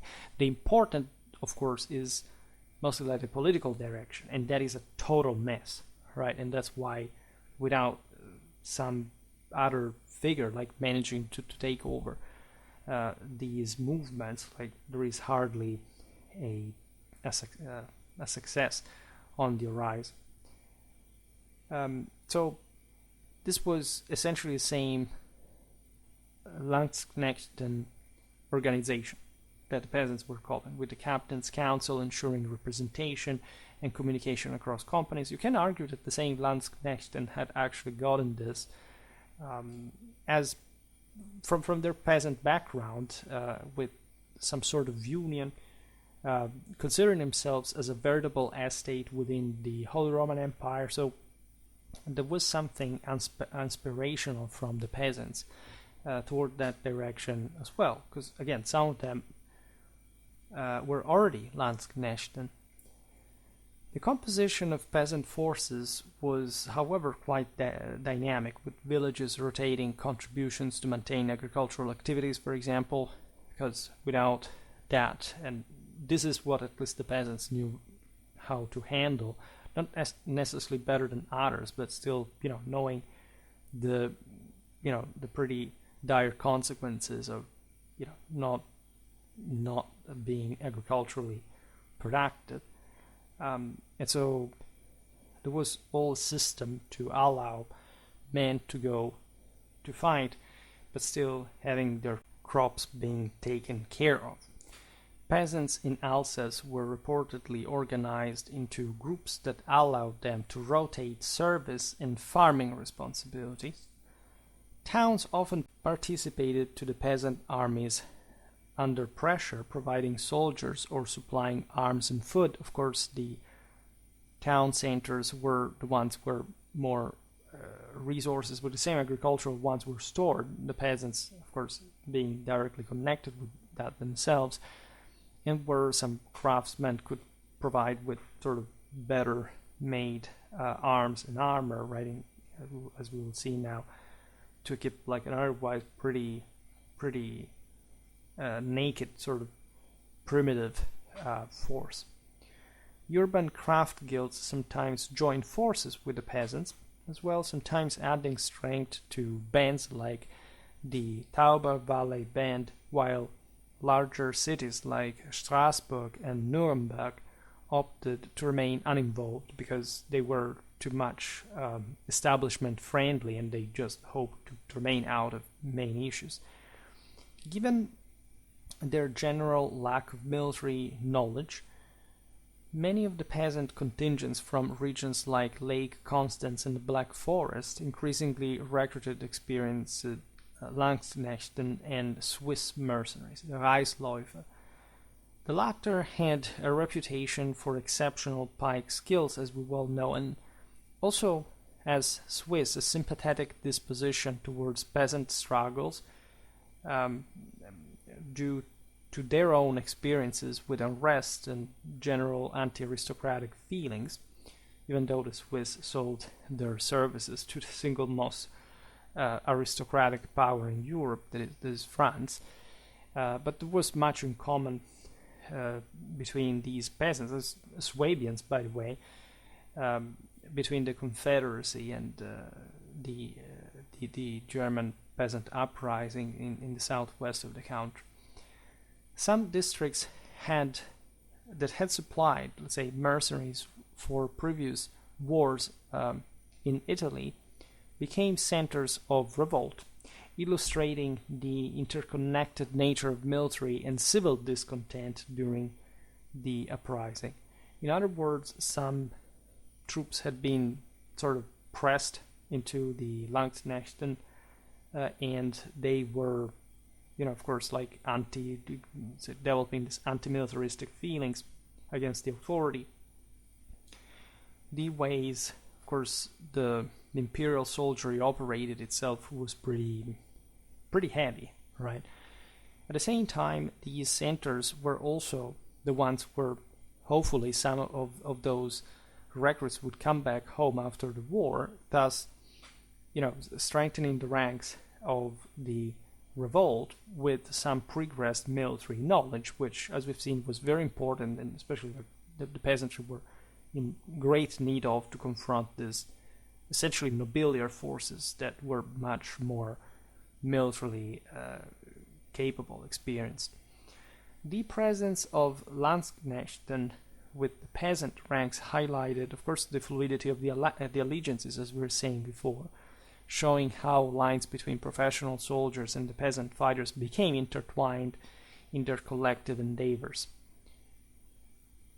It's not like the peasants were a simple kind of inexperienced militarymen, or that the warfare of the time could not make this very triggered rabble like pretty dangerous thing. The problem was controlling resources, expanding. Also, one of the reasons why the peasants began to develop some even sort of awareness of this sort of national dimension across the various German provinces reflects the need to sustain one another against, as we've seen, like much more qualitative forces of professionals, knights, etc., that were, again, much better than them at war.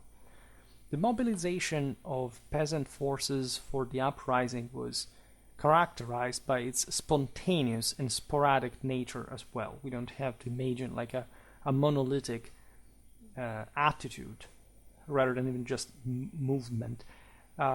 This was the fact, as we just said, that would lead to more significant, for example, logistical challenges, compounded by a lack of a centralized command structure that linked the various territorial bands. As a result, the strategies and tactics available to the peasants were inherently limited. Of the primary logistical constraints faced by the peasant forces was their access to weaponry.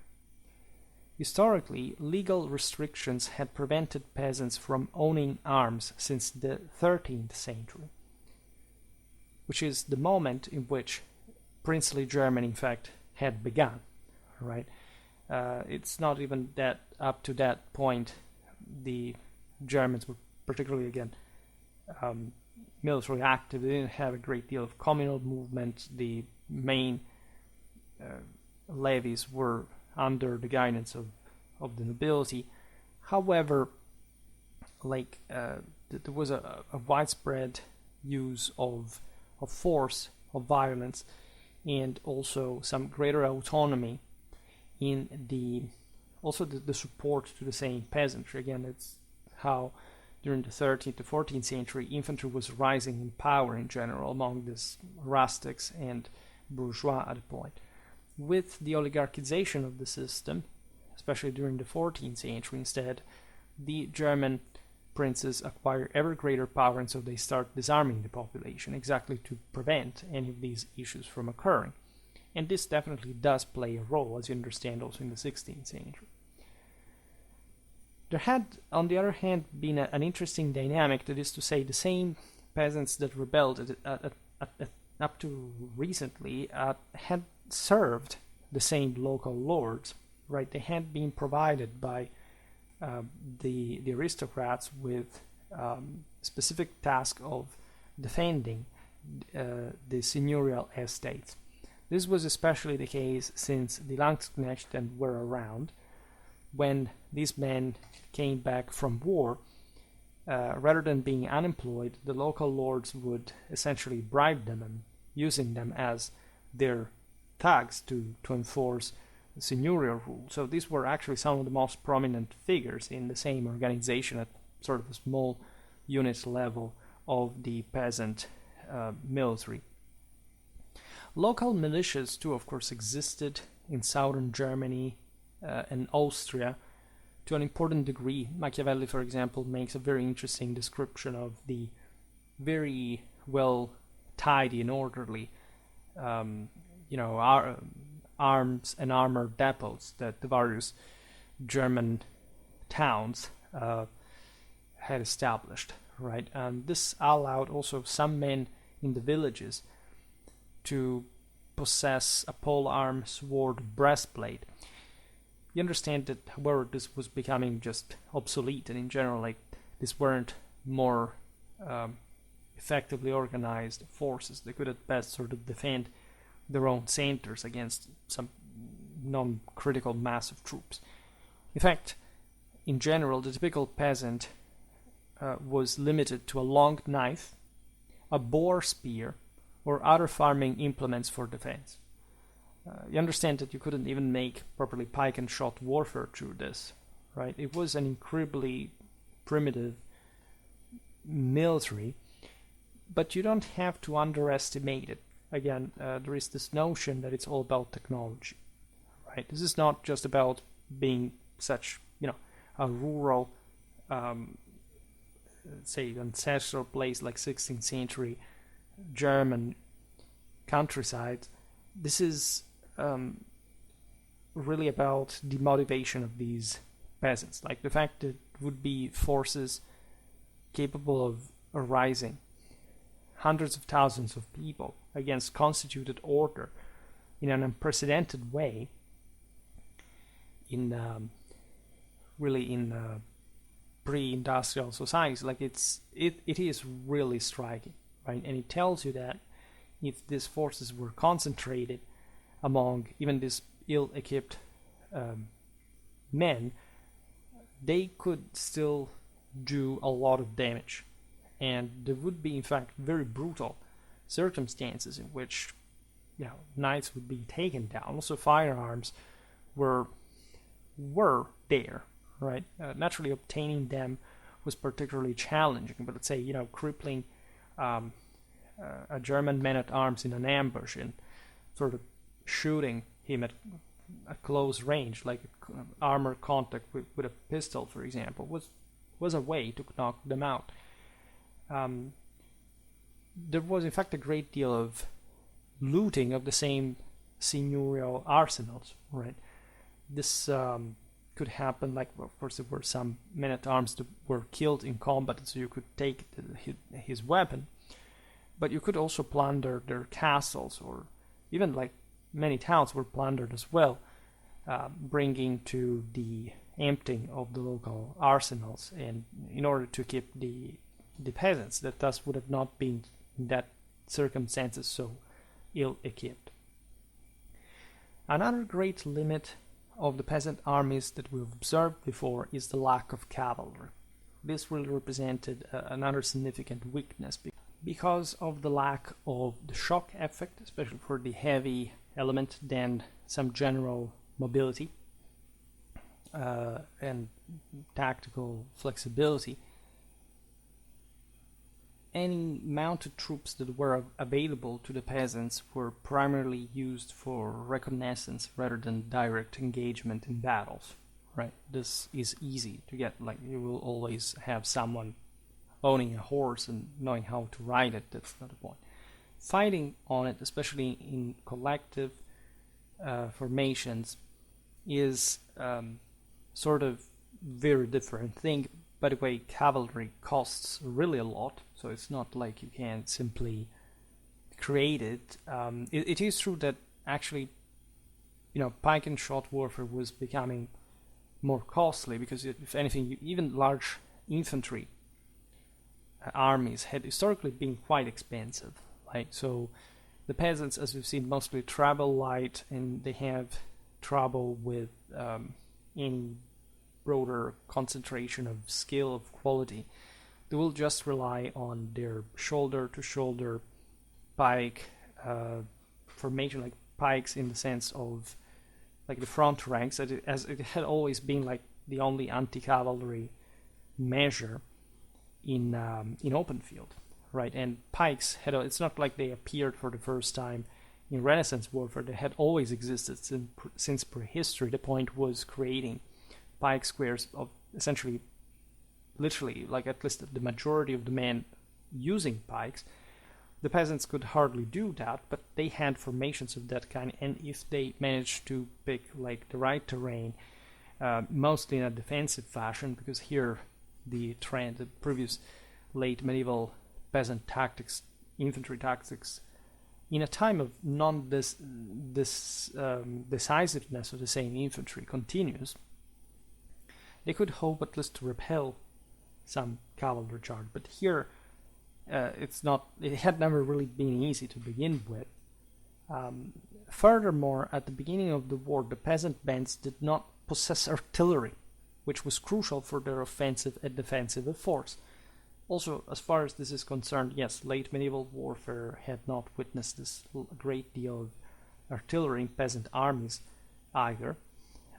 Just can think just about the Flemish towns, bourgeois forces having lots of artillery, but also in that case not being particularly useful against the Burgundian cavalrymen. So again, the peasants would fight with anything they had, and artillery would have been such a luxury, right? And don't think the peasants did not recognize the importance of firearms. They actually cared a lot for having guns. It seemed like such, a big deal. I made a video about, by the way, the imperial artillery at this time, from Maximilian, let's say, to the 30 Years' War. But aside from the very big logistical strains that artillery would add to the peasant armies, tended to also have to be unhampered, like not to be properly cut off and taken down by sort of this more punching and effective Suabian League's forces. They did not really know how to use artillery as well as other systems. Like, artillery now was becoming increasingly a matter of concerted use, and it's not, again, even the Suabian League would have an overwhelming firepower, but as we've seen, like, the League had its back guarded by bankers, by sort of like the same empire, like at least some establishment that really could finance many of the military, the logistical needs of their force. We should point out, as we were observing before, that many peasants had actually participated at some point in their lives in military campaigns. Right, they served mostly in roles such as driving cattle, maintaining horses, and assisting in constructing fortifications. Again, this was not really the age, especially after the mid-14th century crisis, the full affirmation of the ancien regime, in which the free militias of people went out there fighting as a relevant military force. There had been an increasing professionalization of warfare, with also the increasing need, of fact, of the peasantry to be subjected to the authorities to produce the means necessary to field these professional armies. If anything, the peasants knew how to connect their own forces, to provide with supplies, but the general lack of coordination at a political level would bring these bands to be quite, at least, deficient, even from that standpoint. The Articles of War of the Tauber Valley band even acknowledged the role of artillery in their efforts. Despite this recognition, the peasant forces faced constant difficulties in acquiring, maintaining, and effectively operating artillery pieces due to issues such as non-payment, leading to defections of skilled gunners at critical points during battles, particularly noted at Königshofen. So regardless of the capacities even to move artillery, etc., the cost was so great that it was prohibitive, and these skilled technicians who knew how to operate with guns, that were quite unique, quite still also shrouded in the aura of mystery of this sort of tonic forces, of explosives, of hell, of the underworld. Were so rare to find together with any kind of alchemic expertise. So these constraints had a discernible impact on battlefield tactics, and when the peasant bands advanced through the countryside, they identified monasteries and castles as mostly pivotal targets for supplies. They had essentially a predatory mindset. They needed plunder, weaponry, as we've seen, considering the aforementioned sites as representations from an ideological point of view of the social order that they sought to dismantle. So there wasn't, as we said at the beginning, anything particularly positive about this. It's not the peasants were dumb in a collectively organized sense. In an absolute way, they knew how to seize the whatever they wanted, then whether they would succeed or not is another story, but they mostly did not have a better idea of how to handle like a larger scale effort other than, in fact, predatorily sucking all these resources to ultimately run out of them as well, and inimicating themselves all the establishment in the process. This is also one of the reasons during such offensives the peasants frequently took the initiative, because they often realized that if they didn't, they would have just sit down to be slaughtered. And in fact, their success was often hampered by a lack, as we've seen, of effective artillery during sieges, not much of a greater technical capacity or organizational resources. In encounters with the armies of the Suabian League, especially, they typically adopted more defensive tactics, illustrating a hesitancy to launch coordinated offensive operations. They would deploy on top hills, waiting for the enemy to attack, and they would essentially try to resist in the best of their capacity against more, concerted attacks by forces that were more qualitative than them, and it would be disadvantaged by the attack or the defense, but would also be conferred with the initiative to be more sort of creative how to dislodge those forces from such positions. The use of wagon forts was a strategic measure inspired by Jan Žižka's effective methodologies during the Hussite wars. But even about those, there wasn't really anything special as some has wanted to see in them. I made multiple videos about the Hussite tactics, properly their art of war, and even some battles were covered on Schwerpunkt already. And there was sort of a weird historiographical hyper-obsession towards the Hussites' tactical accomplishments, about which we know a bit too few. The same notion that these guys would really make acrobacies with wagons has been definitely overstated by just the reading of some passages, including the one of the same Silvius Aeneas Piccolomini, that was actually an enemy of the Hussites and wanted to represent their armies as some sort of snakes. But wagon forts had been used really basically by every single people that we know of at war, and actually it wasn't like a very positive thing to do in the first place. Actually, it mirrors the desperation of these tactical enterprises. Right, first of all, the peasants in Germany deployed this defensive formation to engage enemy forces by creating like this typical circular barricade of war wagons, so giving up the initiative to begin with. They would station cavalry and supplies at the center. And this was pretty much like what any, any force that is basically like giving up any more tactically developed solution to the engagement will put on the fore. And this was regularized, right? Wagon forts were used especially like in Central Eastern Europe because of the more open grounds. In Swabia, like it wasn't like any more particular open ground than other places, also in Western Europe, but really there is nothing specifically relevant about this. Telling the truth, one of the reasons why wagon forts were a thing in Central Europe is that there weren't like the levels of artillery deployment like in Western and Southern Europe, right?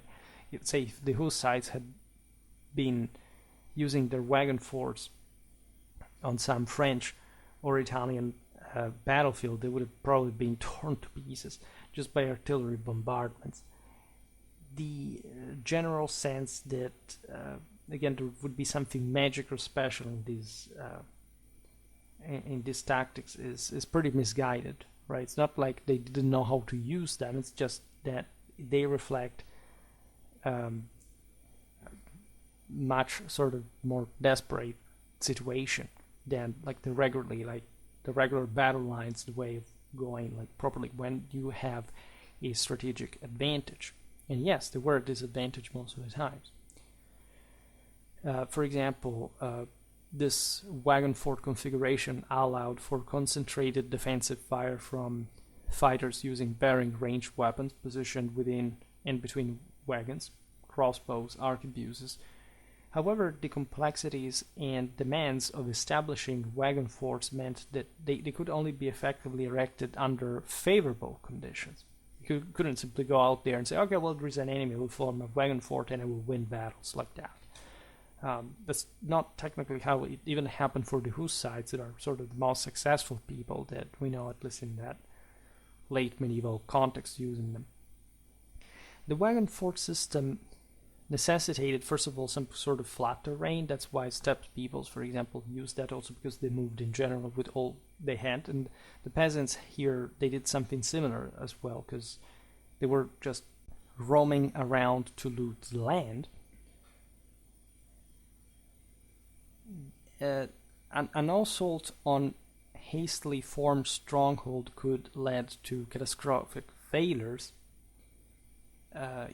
without any better way of going at war. Like the peasant armies hardly had any well-structured sort of siege train of sort, like for installing like blockades and so on. Like they would do their best. Again, they weren't stupid in the sense that they didn't know how to do the bare minimum that a non-professional force can still use to put in trouble an opponent from a tactical, strategical point of view. It's just that they really lacked the means for even like something more sophisticated, even when they knew that, like if they had the means, they would have used them, right? There would have been a growth even in a more successful enterprise. Additionally, the established wagon fort was vulnerable to field artillery, as we pointed out, also in Germany, for the amount that these the peasants' opponents could field. So this all severely restricted any offensive capabilities of the peasants as well. Imagine advancing under enemy fire against heavy cavalry and even professional soldier. Like you're just a militia, and even if you have some of those elements as well, generally speaking, you have less than your opponent. So in broader strategic terms, the peasants' war developed as individual localized uprisings involving many different territorial bands, each operating independently with no cohesive command or unified strategy. And this is, at the end of the day, why they lost. They didn't have the higher means that the establishment that they were countering instead had mastered for centuries, right? They just didn't know better. They didn't know how to put how to make everybody agree, how to have like even a hierarchy, and a functional one at least, wanting to insist for ideological reasons on this sort of more egalitarian space in war that mostly would actually cripple their action. The absence of a central leadership or coherent political objectives hindered their ability to coordinate effective responses or exploit the vulnerabilities of the opposing forces at crucial moments. Meanwhile, the Suabian League was adept at employing agents, provocateurs, gathering intelligence and exploiting divisions within peasant ranks.